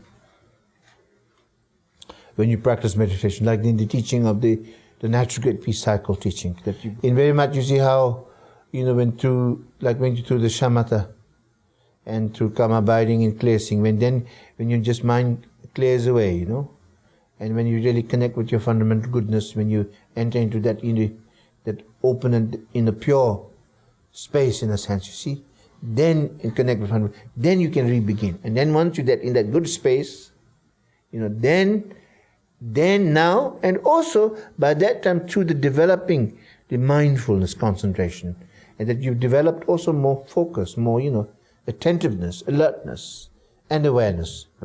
So that's why meditation training is extremely beneficial. That's why I think it's very important, like in the lojong teachings, like you find it in the 7 points of mind training. And the first point of the 7 points is very much what is known as the preliminaries. The preliminaries actually include two: the contemplative preliminary, which is very much realizing the presence of human life and of impermanence, of death, which makes it, urgent. And then also the karma. You realize that how, all our acts, body, speech are like, it has, whatever we do has, it's a consequence, or like, it's pregnant with it's kind of, so that what gives you more sense of responsibility. And the samsara, when you realize the viciousness and suffering nature of samsara, the defects of samsara, then you really want to renounce it. So these are like the serves as like the basis, and then shamatha. Like often, very much, the contemplative preliminary is an antidote to the gross distraction of life. Like reflection on the precious human life of impermanence and of death, of karma and of meditation on that really is an antidote to gross distraction life. the gross condition. And then meditative preliminary is an antidote to the subtle distraction of the mind. You understand? That once you have really practiced them and come to a certain point of like accomplishment or reach to a certain level of that thing, then you can then now begin, and say from now onward, like make a good start, You understand? It's like, and now I shall, you see, from now onward, then I shall be watched. And so you must know your tendencies. But not be hard on yourself, but know yourself. Know your tendencies, know your habits. And so knowing that, be aware of that, so that when it's about to come, it's about to happen, you should have an early warning system. And say, attention. Or if you want a little bit more strong, Achtung. Yeah, attention. Then you just be more alert and just be, because then, you see, if you just be, if you know the certain things are coming, it's coming, it's a bit like when the clouds come, storms gather, and then it might rain or there's hail. So if you have any clothing that are outside drying, you better take them, otherwise, you understand? So you got to, so like that you should really be, that have the edge to watch out and to, and then to avert that. Always check and keep watching. Then something like irritation, anger, irritation, desire, attachment when they begin to creep in from some remote corners of your mind, immediately we should see it and be serious and control it. Whenever there is a sign, you must be alert and ready to face it and stop it. This is very important daily practice for us. When you have negative thoughts about people also, it may have little impact on others also. Really. That's why Khandro Tring used to say, if somebody has really, has a, you see, Samba has a good thinking about you, has a, really, just even a good thought has consequence,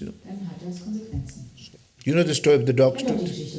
There was this old woman who had tremendous devotion. He had a son who always went to India on trade. And always asking, please, can you go? Because in those days you can find relics of the Buddha. So could you please when you go and find me a relic of Buddha that I can use as object of my prostration, because she did a lot of prostration, But son forgot each time. So last time mother said, look, if you forget this time, I'm going to kill myself, you don't love me anymore. Because sometimes Tibetan mother is a bit like Italian, So son also, because as habit, when you forget once, you forget again. You forgot. And then he felt there's something he has forgotten, but he didn't know. So when he came in, his house there was a kind of like a plain, His house was far away, there was a big field, and he could see from here, he kind of stopped here and he saw his house. From the moment he saw us, suddenly he remembered. And he said, Mamma mia, what are you doing? So then when you like that, you desperately look for some solution. You look around. He saw a dog that just died. And there was a very good canine teeth, he said, okay, I'll take this. He was not doing to fool his mother. That was not motivation, but he didn't want the mother to kill himself. Because of so. His motivation was not bad also. So he took out one teeth. He was actually a good son, but he just forgot. And so he washed that, So he washed that teeth very nicely, and then he brought 5 silk, which are normally relics are put in 5 silk color, and he put saffron and tied it nice and high. And she said, my dear mother, there is the tooth of the Buddha. And mother was so happy, And she didn't even open it. She just put on the shrine and she started making prostration and practice. And after a week or so, she opened. And then you see, sometimes from the tooth of the Buddha or the relic of great masters, sometimes there are many, many ring cells. They're like little pearls that come out.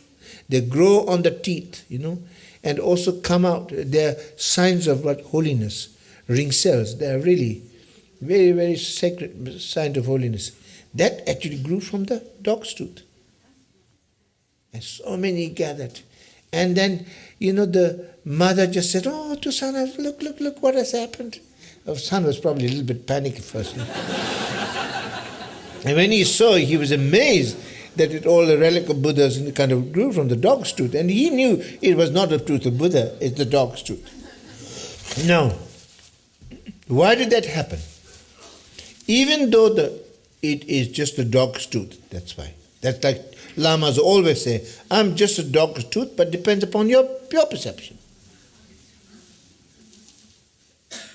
Lamas have always said, even great masters, even though I have no good quality, Rinpoche always says, but the story of dog truth, if you have devotion, then you have blessings.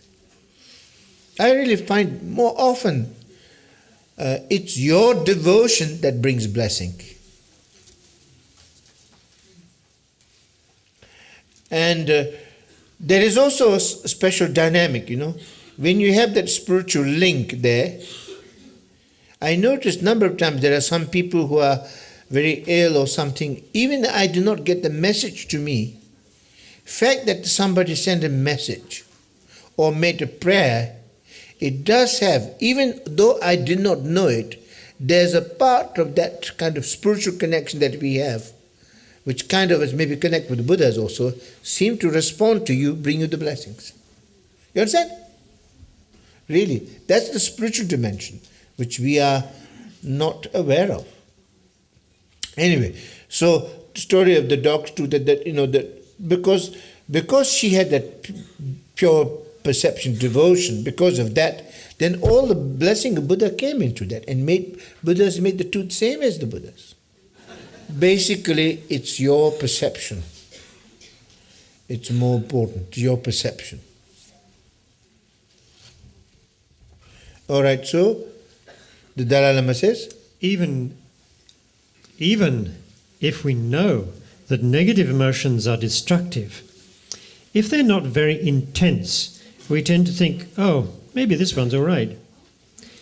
The problem is that the longer we are accustomed to the afflictions within us, the more prone we become to their reoccurring. If you just say, it's okay, then they kind of, stay on. It's a bit like a guest, bit like somebody, if you allow them to stay on, then they become permanent guests, difficult to kick them out. Or if some road you allow it to use, somebody can, even in your private, they use the road, it becomes public, isn't it, after a little while? Yeah. So that's why you see, if the negative emotion is not so intense, we may think, oh, this is okay, this one is okay. Then problem is, the longer you're accustomed to the afflictions within us, the more prone we become. And sometimes we can justify those things. Tendency sometimes is that ego has a very powerful way of justifying. It has a very much righteous attitude, self-righteous. So longer we are accustomed to the afflictions within us, the more prone we become for their reoccurring. And then the greater our propensity will be to give into them. And then this is how negativity perpetuates themselves. It's so true. So always check your mind and keep watching. Then if something like anger, irritation, desire, attachment begins to creep in some remote corner of your mind, immediately you should see it and be serious and control it. Don't just ignore it. Don't just, Whenever there's a sign, we must be alert and already face it and stop it. This is very important daily practice for us. That's very good, that part. Now that it's fresh in your mind, so far we did how many? Just 3 verses. And you go over, now it's fresh in your mind. I hope you make notes. Make notes, and then you go over them, and then if you can start actually little bit changing your attitude this way with each other. It'd be tremendous. Das wäre enorm. It's a beginning. Das wäre ein Anfang. You see, this should be one of your New Year resolutions. Das sollte euer fester Entschluss Really. fürs Neue And you sein. pray very strongly Für das neue Jahr sein. in the presence of all Buddhas and In der Bodhisattvas. Gegenwart von allen Buddhas und Bodhisattvas May you truly act möget ihr wahrhaft in the way of the auf die Bodhisattvas. Art und Weise der Bodhisattvas. Follow the footsteps of all the Bodhisattvas Beispiele past. der Buddhas und That's really Bodhisattvas der great. Vergangenheit Okay, folgen. thank you. Vielen Dank. Now the fourth verse. At the beginning of each verse, there is also a little kind of like a pointer that says what the point of this verse or this teaching is. And this is, the fourth verse is fundamentally cherish as heart to find those who in their misery commit evil or suffer greatly.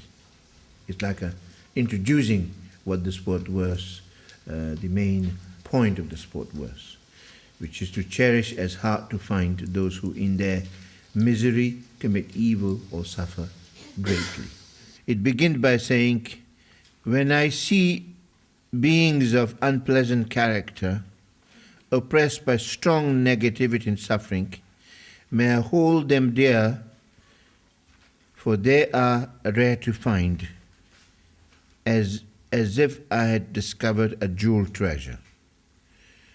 The other translation is, when I see a being of a negative disposition, or those oppressed by negativity or pain, may I, as if finding a treasure, consider them precious, for they are rarely met.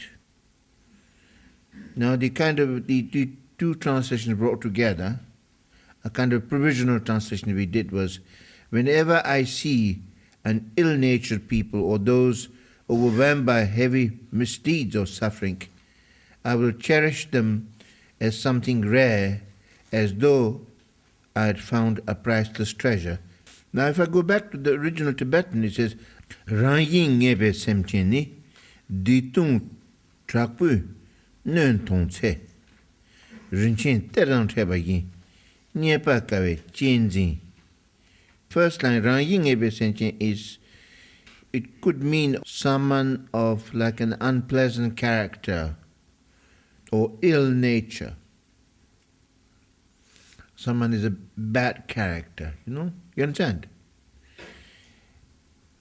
Now the next line is Ditung Trapinen Tongse, and who's oppressed by, how would you say, oppressed by strong negativity and suffering. Diktung, what diktung means? Dik is like the negative karma, that they have committed in the past. As a result of that, they suffer. I think here there are a number of meanings here. Basically, Rangying is nature. Rangying means nature. Ngemba is something bad. Ngemba. Sentient is a sentient being. Someone who's got a bad nature or bad character. It means that. And then the second line actually combines with the first, or could be on its own. It could be someone of a ill nature or bad character and who's oppressed by negativity and suffering. Or it could be that someone of an ill nature or bad character, but also is suffering as a result of negative karma and suffering. Or it could be that because of negative karma that they have committed in the past, that resulted they become a kind of ill-natured person, as well as also, and have a lot of negativity and suffering. So it could mean all these combined together. It could, but in any case, basically it means that, whenever I meet somebody, in Tibetan translation, when I meet, it's more at the end of it. The last line says, that may I, it's like when I find, it's like as though I found a priceless jewel or treasure, That ends basically means when I meet somebody of an ill nature or a bad character, a sentient being with, such disposition and who's oppressed by heavy negative karma or negativity, and really, and then, and to kind of see or suffer because of that. Or so sometimes you see when people suffer, when they have negativity, they might not even recognize they suffer, but they're actually suffering.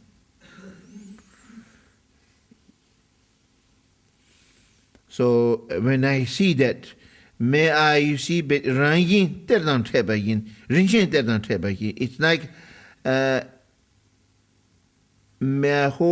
it's like may I regard them as may I, how do you say, Rinchen is precious, like a precious jewel, precious treasure. Rinchen is like something precious. There is treasure. Tepa yin is meeting, like meeting. Yin means like. And niepa kawa chin zin. And niepa kawa, something that niepa is something you obtain. Kawa is really rare. Chin zin may I cherish that way. So basically, when I meet someone of an ill nature or bad character, a being, you see, and who's oppressed by negativity, or negative karma, and as a result, when I see them, like when I see somebody suffering, oppressed by such, may I consider them is like meeting finding a really precious treasure, or finding a treasure. May I, as if finding a treasure, consider them as precious, for they are rarely met, you see. Anyway, the translation, we can improve them later. So, now here, each of these, actually, it's really amazing that this way of seeing things is a completely, how do you say? Because completely the opposite of normally, you see, like a samsaric or normally worldly way, how we, this is a complete, amazing, It really, if you have an attitude like that, that itself makes you noble. Now, this is a comment that I made before. When you see someone who is always negative, who is always a problem, a troublemaker, a difficult character, who always attracts problems for himself and others, kind of people who we normally try our best to stay as far away from as possible, or people who are socially marginalized, perhaps because of their behavior, their appearance, that's his own dilemma. Perhaps because of their destitution or on account of some illness. This refers to beings who are unfortunate or lacking virtue. You could call them unlucky. That's true, they're very poor in virtue, but rich in bad karma. That means they're constantly experiencing problems, suffering that will be unbelievably heavy and long-lasting.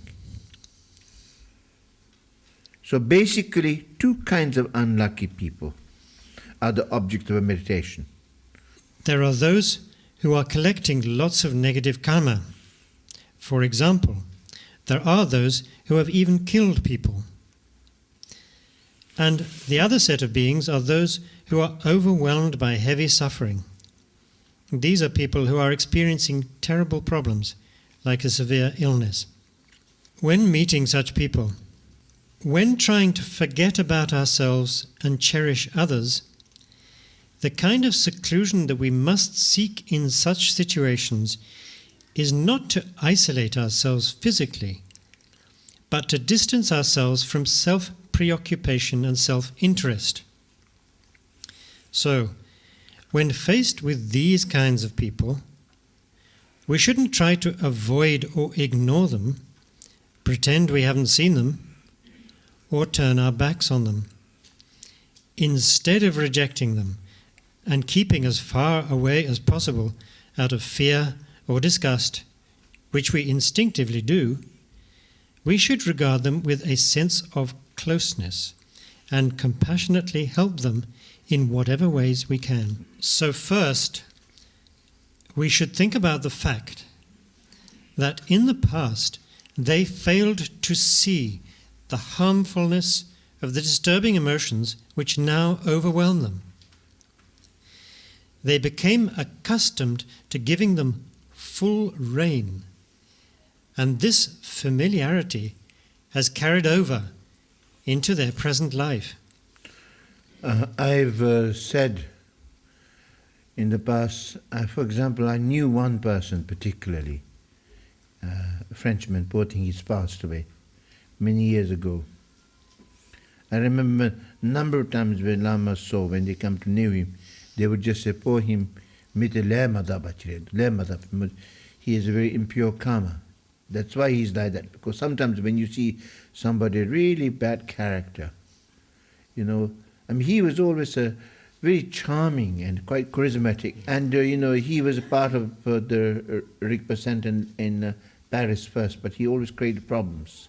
Really liked to create gossips, you know, gossips and stories, because he had a lot of jealous himself, you know, created gossips and, you know, stories and things, and then, you know, then he would go to another group and talk stories. First, people are very attracted by him, you know. He's quite, you know, amusing and charming, and then what happens at the end? Everybody doesn't like him. Everybody says, well, goodbye to him. Nobody wants him. He becomes persona non grata. He would come and say, why is he like that? Why he's suffering, you know? I mean, but he was suffering, but, you know, we couldn't help him. We couldn't just really correct him more, because he was so ill-natured himself that way. Poor thing, you know. So, and then I think, remember when Lamas used to see him, he used to call him, oh, you know. Even you see, because there's something because of past karma. So, when you see someone, a very difficult person who you cannot change, there's always trouble. It was also problematic, you know. I think sometimes instead of seeing them as kind of, how do you say, a problem, or seeing them, and so you're outcasting that and you're distancing yourself from a really compassion point of view from here now, is to really see that maybe because of, you see, as it says here, because you see, past they failed to see the harmfulness of disturbing emotions, which are now overwhelmed them, and they become accustomed to being, giving them the negative emotion full reign, and this familiarity is carried over in their life. You see, to begin to see that.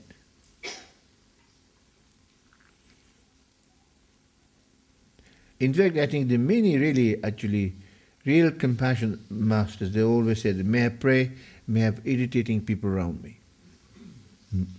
Difficult people. By the way, I'm not necessarily praying for that, because I'm not so compassionate. I've naturally got a few with me around that I need to tolerate. Basically saying, what I'm saying, really to put it very simply, when you see someone who's really kind of ill-natured, bad character, who doesn't kind of, because of the past he's done that, in this life also he's failed to see the harmfulness of disturbing emotions, and now they overwhelm them, and they become accustomed to, he's become accustomed to giving them full reign, and this familiarity is carried over into their present life, you know, when you see that way. Then they become the object of your compassion. Instead of kind of more, how would you say, distancing yourself, you begin to feel more compassion, you see? We should feel compassion for them as though they were being led away by the king's executioners.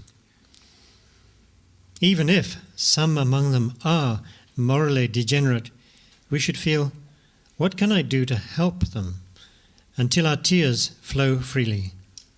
So these people become a source of compassion for you, because you see how they cause themselves so much suffering because of their disposition. That is the first level. But then, when you look more deeply, when you see somebody who is always unpleasant, who is oppressed by negativity, who challenges and provokes you, it offers you an incredible and precious opportunity to practice patience. So basically it becomes a tremendous source of compassion for you, because when you see how they cause themselves so much suffering because of their disposition, because their dispositions as a result of the negative karma in the past, and which is now spill over into this present, and as a result they're suffering. Now when you see that, because for example, in the first two lines, the first line indicates more they are of an ill-natured, a bad character person, but that second line says that they are because of oppressed by negativity, and or as a result they're very suffering. When you see that, for you really from a spiritual point of view, from a profound spiritual point of view, for you it becomes an extraordinary, it's like discovering a precious gem, rarer than that. Because for you it offers a tremendous opportunity to, like for example, if you're practicing compassion, it really gives you an opportunity to kind of, upgrade your compassion to next level, overcome, and because if you can do this, and if you see it becomes a tremendous, so therefore this person becomes extremely precious. Is that clear? Really? That's why I'm saying it becomes an incredible and precious opportunity to practice patience and practice compassion. So therefore become a source of tremendous virtue. But also in this, when you do like that, you don't really keep again that virtue and I don't think, also you don't really do that just because you find this is an opportunity to practice compassion, so therefore I'm going to get a lot of reward for myself.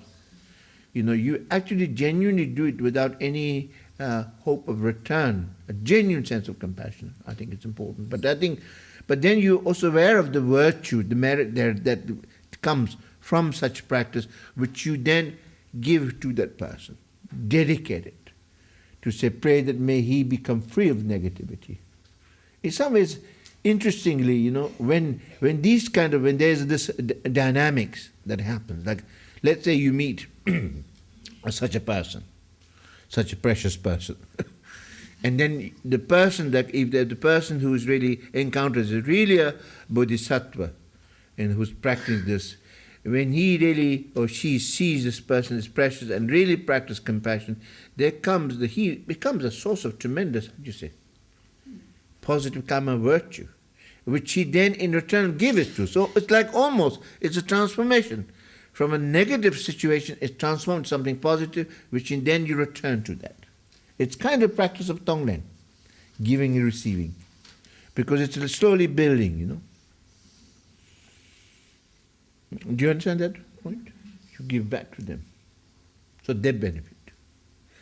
And sometimes also not only them, you can consider there are so many other beings of similar nature. You include them all, and really direct and to pray very strongly with the heartfelt prayer that may they all be free of their negative karma, their negativity, suffering, and become also pleasant, become also pray that so much I wish that they become, like for example, if you meet somebody who's very, charismatic, people like him, he's always likable, everybody likes, may he become like that.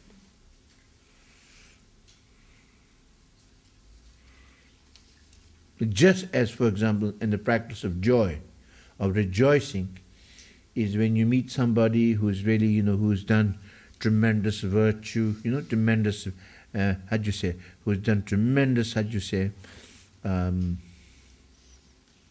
accumulate tremendous virtue, and that person might become your spiritually, merit-wise, your competition. Because sometimes when you're doing spiritual practice, you have your ordinary reaction of jealousy comes anyway. Yeah. And then you might become jealous, or he could do so much, or maybe one student may become nearer to the Lama or the teacher, and so there's some kind of can provoke some sense of, when that kind of happens, the real practice is not to be envious, but instead to rejoice. To say that, I rejoice that this person or she, as a result of maybe past karma or present karma, he or she is able to really accumulate, and do such good things. I just rejoice in this person, really celebrate with him, And to say that may he be able to continue, may this, go on increasing. But in the same manner, you say that, in the same manner, he is able to be such a success. May all those who are less successful, who might even like this ill person, who's oppressed by negativity and suffering, may he also become transformed. May he become like that. You can pray that way. He said, it's really, for example, when you're jealous, jealousy is really something that can eat and destroy, really, merits. But whereas when you rejoice, if you rejoice in the merit of somebody, it says you get almost the equal share, if not the half. Half is sure, but you sometimes in teaching say you can get the full share. Even if if you haven't not done it, you get the same merit. So that what is the wonderful thing is when you rejoice, not only you don't suffer the suffering of jealousy because it eats you up, isn't it? I mean, when you're jealous, you become green, and it's not pleasant when you're jealous anyway. A wonderful thing is when you do that, then you see you don't have to go through that kind of suffering. And you don't have to go through the negativity. As a result, you don't create negative karma, and presently you don't even have to suffer that kind of suffering, which sometimes people don't even like. When you feel jealous, you don't like that feeling, isn't it? It's not very pleasant. You wish you could, but then you just, So the antidote to that is rejoicing. When you rejoice, what the amazing thing is, when you're jealous of merit, jealous of success. But then when you begin to realize that actually if you rejoice in the person, first you can cheat a little bit, it could be not completely genuine. First you say, you begin to understand from the teaching that if you rejoice, you get the same merit, you become equal, if you realize that, then, you might feel much better. That's a consolation. Okay, if I rejoice, I know he's successful, but I know that if I rejoice, I'll get the same merit. Then you're kind of free of that, the aggravation and the pain and the suffering of, the jealousy that eats you up. And also, you actually, wonderful thing is you don't create the negative karma. But then you see, later and later, as you really genuinely develop compassion, like for example, I think the main basis of this teaching of compassion, by the way, the precious sublime bodhichitta, may it rise in them, it has not risen, may it never fail, but go on increasing further. Particularly in the first one, how to give birth to precious bodhichitta is through arousing what is called the four measurables. In the four measurables, one of them is, the third one is called joy, which is the antidote to jealousy. And then if you go into these teachings more deeply, that you find the complete teaching in this wonderful, this classic work by this great master Patrul Rinpoche called The Word of My Perfect Teacher. And then now even deeper is The Word of My Perfect Teacher is more general for the general audience, but then the guide to The Word of My Perfect Teacher called Zindi in Tibetan. In Tibetan it's called Zindi, which is really the kind of when Patrul Rinpoche actually taught on Kunzala Mekhyalung and very deeply to his own students. And that is very profound, way of the interpretation of Word of My Perfect Teacher, which really gives much more depth and understanding, that. So when you read into teachings of that nature, then it really can help you. You understand? Very much. And then what I'm saying is, when you develop compassion that way, there come a time when you really don't think of the consequences, or when you don't think of all the benefit there is. You're not doing it out of really, if I do this, then, I'll be equal to this person. That's why I'm rejoicing. But rather that you do genuinely. You begin to really genuinely begin to celebrate. So instead of, the first one is a bit like, if you can't win, join them. That's the first approach. Or when you realize that, but then when you really realize compassion, then you realize you begin to actually celebrate. Instead of, your very nature, basically it's a way of, way of training your mind. That normally when something provokes you, makes you jealous, instead of that, when you really train your mind in this way, your reaction is not one of, of jealousy, but one of celebration. It's incredible. If you're able to do that, then how wonderful you become. then you're truly noble. The nobility. Then you become like a bodhisattva. Is that clear?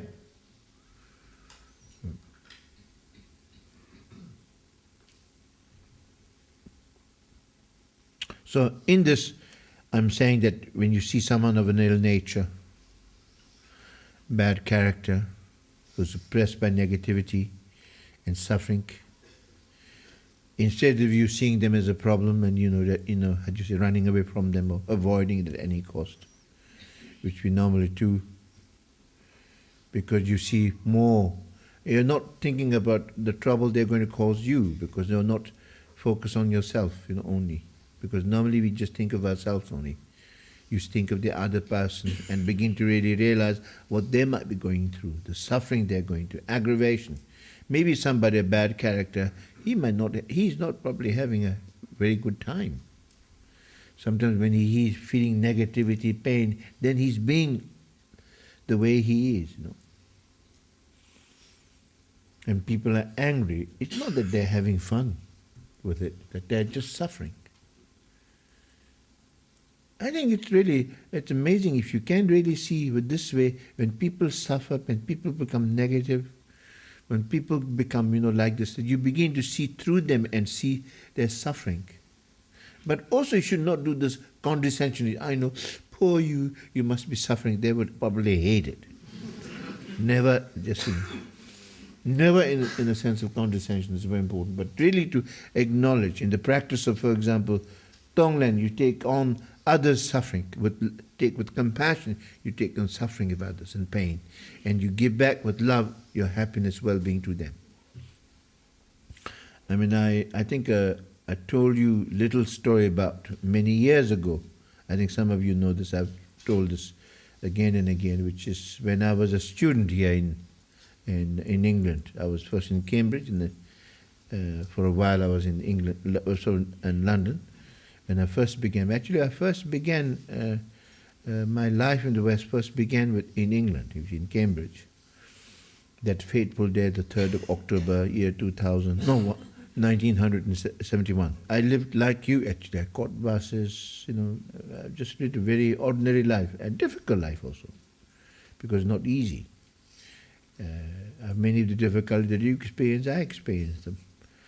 And so in those days I used to take buses, and the bus drivers sometimes are not very pleasant, sometimes they're quite abusive. And on one such occasion I had a very abusive one. But fortunately that they had done some practice and I was in a good space.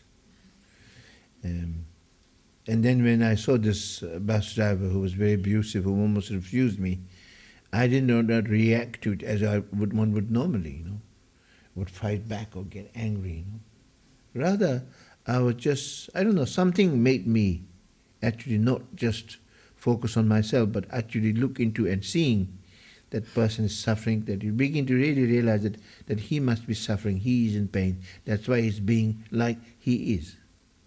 You understand? And so it's like almost I received his anger, quite humbly.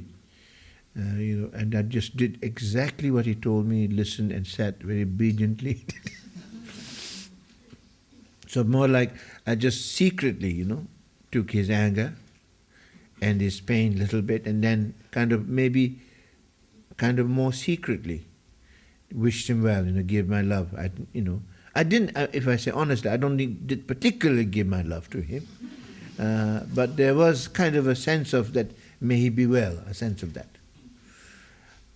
And so I sat down, and then after a while he calmed down, he started chatting with me, and then I came to actually discover that he was having a really miserable life, at home and work, and so he became very nice.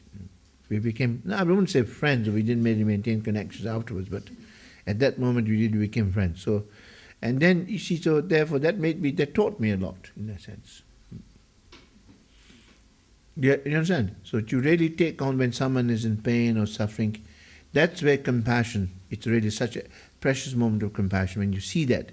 Instead of immediately, oh, what about me? It's a problem, That's why many really lamas pray for that may have them irritating people. Because normally you look for pleasant people. you know. You see, the opposite, whenever you see difficult people, something, instead of running away, like His Holiness Dalai Lama speaks of them social outcasts. I mean, because he's speaking for more globally that way, socially marginalized people. That, you know, that's one way that's also can see that, you know. So that when you see that, it becomes really.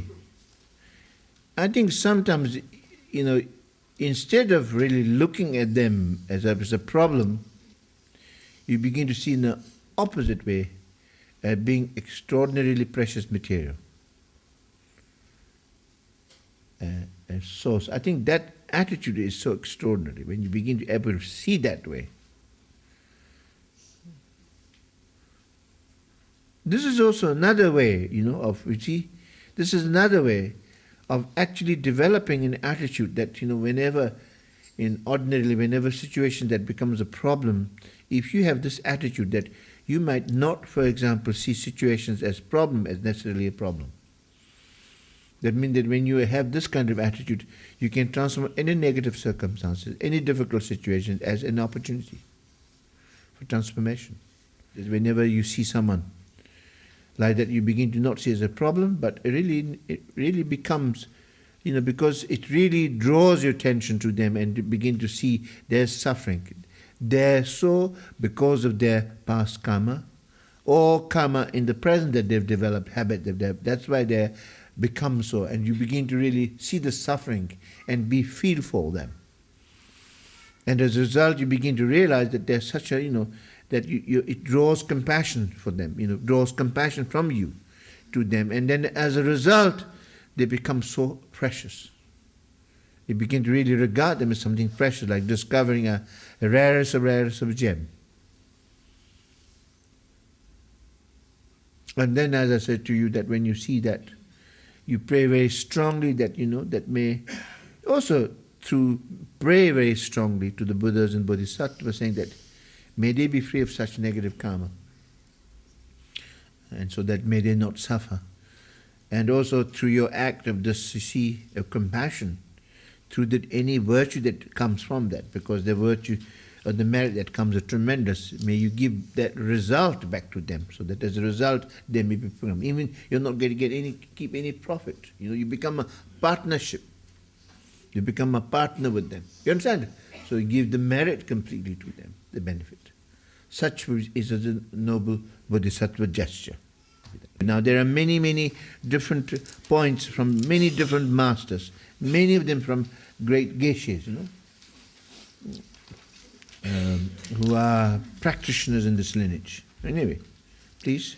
It's for this reason it's right to feel delighted when we come across such persons and to remember their kindness, since unintentionally they help us along the path to enlightenment.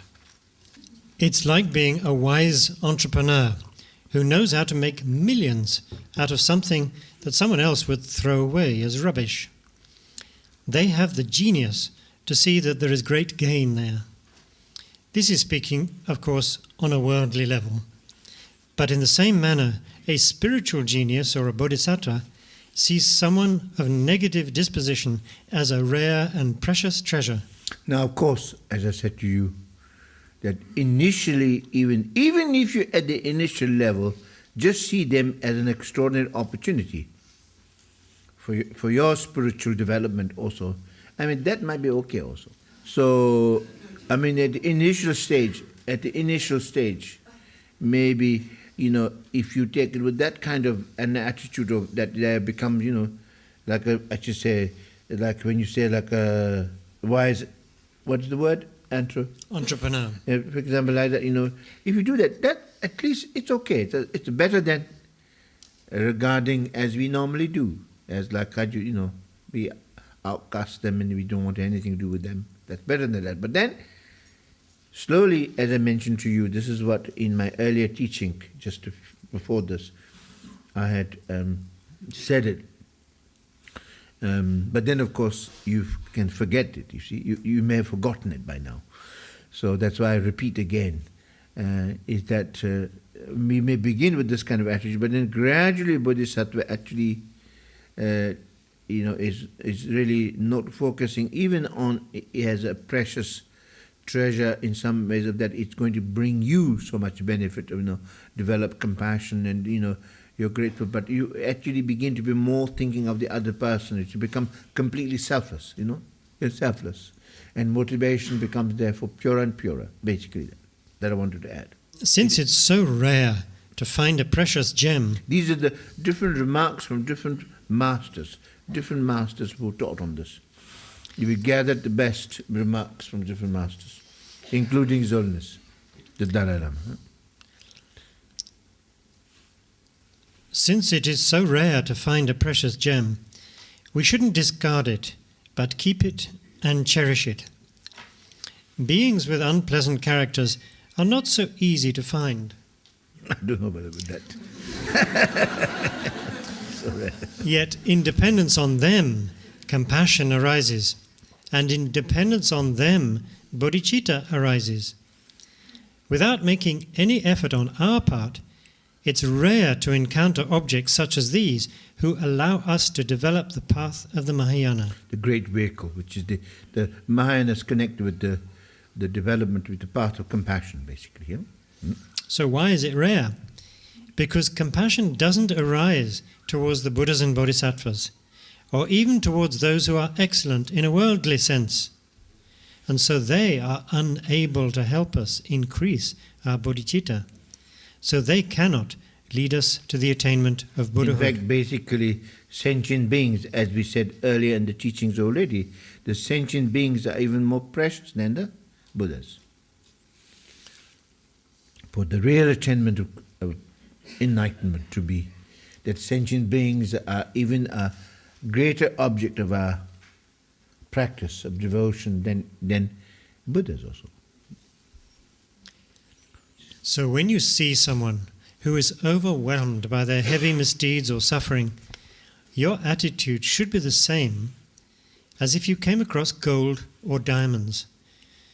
Anyone who came across a treasure like that would be ecstatic. And of course, the same point is being said again and again, because I do it quite thoroughly. So we go through points again and again by different masters, the same point being emphasized, because sometimes you see when different masters teach, they have a special take on that, There's special, just one phrase, one line, So that's why I'm bringing that to you. Of course, the main point we've already established, we could have moved on to the next point, but the thing is that, you see, since I wanted to make this more a definitive teaching. This becomes especially in future materials for all our students, Rigpa students will study all over the world. So, therefore, we're going very thoroughly. Clear? You understand that? You probably wonder, why the repetition? I heard that. Is that even though it seems like a repetition, there's always a new point, a new angle, which emphasizes, understand? Just as with the translation also, especially when you translate Tibetan a text or a verse like this, so very rich. When you translate, just one translation not enough. It only gives one facet of it. So that's why I bring many different translations to give the more full impact of that, full meaning, flavor. That's why often when I translate for certain things, I use many different words to say that for one word may convey its meaning, but for others maybe another word, so that to really offer all these different opportunities. Clear? In fact, we don't meet such challenges very often. If we knew there was treasure underground or on a ship that had sunk, we would go to enormous trouble to bring it up to the surface, and we would certainly take great care of our find. Encountering people who challenge us in these ways is like finding such a treasure. So we should be prepared to invest time and energy, because through our contact with them, we can increase our capacity to be compassionate. This will eventually lead us to the spirit of enlightenment and all the ensuing benefits. Now, of course, it might sometimes appear when you hear like that, it has a little subtle kind of, implication that you see this is a very good material for you, for your enlightenment. So there comes therefore a slight sense of personal enlightenment gain kind of thing, you know. It may there may be slight implication that you might draw from such, you know, lines. But I think what's important is that may be like a first, an ordinary, even though it's a spiritual point of view, but it's like the first level in a sense. But then a real bodhisattva really, does not really look at in any way in a personal gain, because even his enlightenment is for the benefit of others also. Even his personal enlightenment is not for he doesn't really gain enlightenment for his sake, because he realizes that through his enlightenment he can benefit so many beings. So therefore even his enlightenment is dedicated for the enlightenment of others, for the benefit of others. So I think that transformation, that kind of, you understand? That always I want you to bear in mind when you hear these teachings. First you look at like a slightly ordinary, because of course this attitude is not ordinary, very, very elevated, very, very noble, but yet there is a slight sense of, you know, it becomes a source of my enlightenment. But that I just want you to really realize is you know, it's just a stepping stone, which then develops ultimately to the level of complete, selflessness, you see. Yeah, I keep emphasizing it again and again, yeah. Of course, this is extremely difficult, you know, to do, but this is what the goal, this is how we could be and we should be, really, if we really took the path to enlightenment. If we really become what the bodhisattvas, such as, you know, these great masters like Shantideva and others, you know, this is how the way is, you know. Here we have to use unlucky people as the object of our practice. This kind of unlucky person is very difficult to meet and to see. And since they help us to be able to accumulate a lot of virtue, it is very important, not only important, but necessary for us to have contact with them. Because we need to practice compassion, we need to practice loving kindness.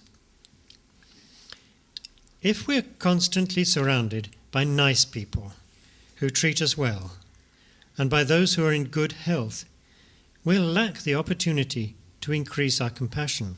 We can become a little spoiled. Therefore, when such a rare opportunity presents itself, we must recognize it, value it, and cherish it. In this way, we use adverse circumstances to support our spiritual practice. Practitioners should react just like this when they see a person like that. To be happy and think, now I've found something great. It's not every day I can see this kind of person. Let me take good care of him. Let me take away all his problems. When you meet this kind of person, try to teach him how to act positively. Try to advise and guide him.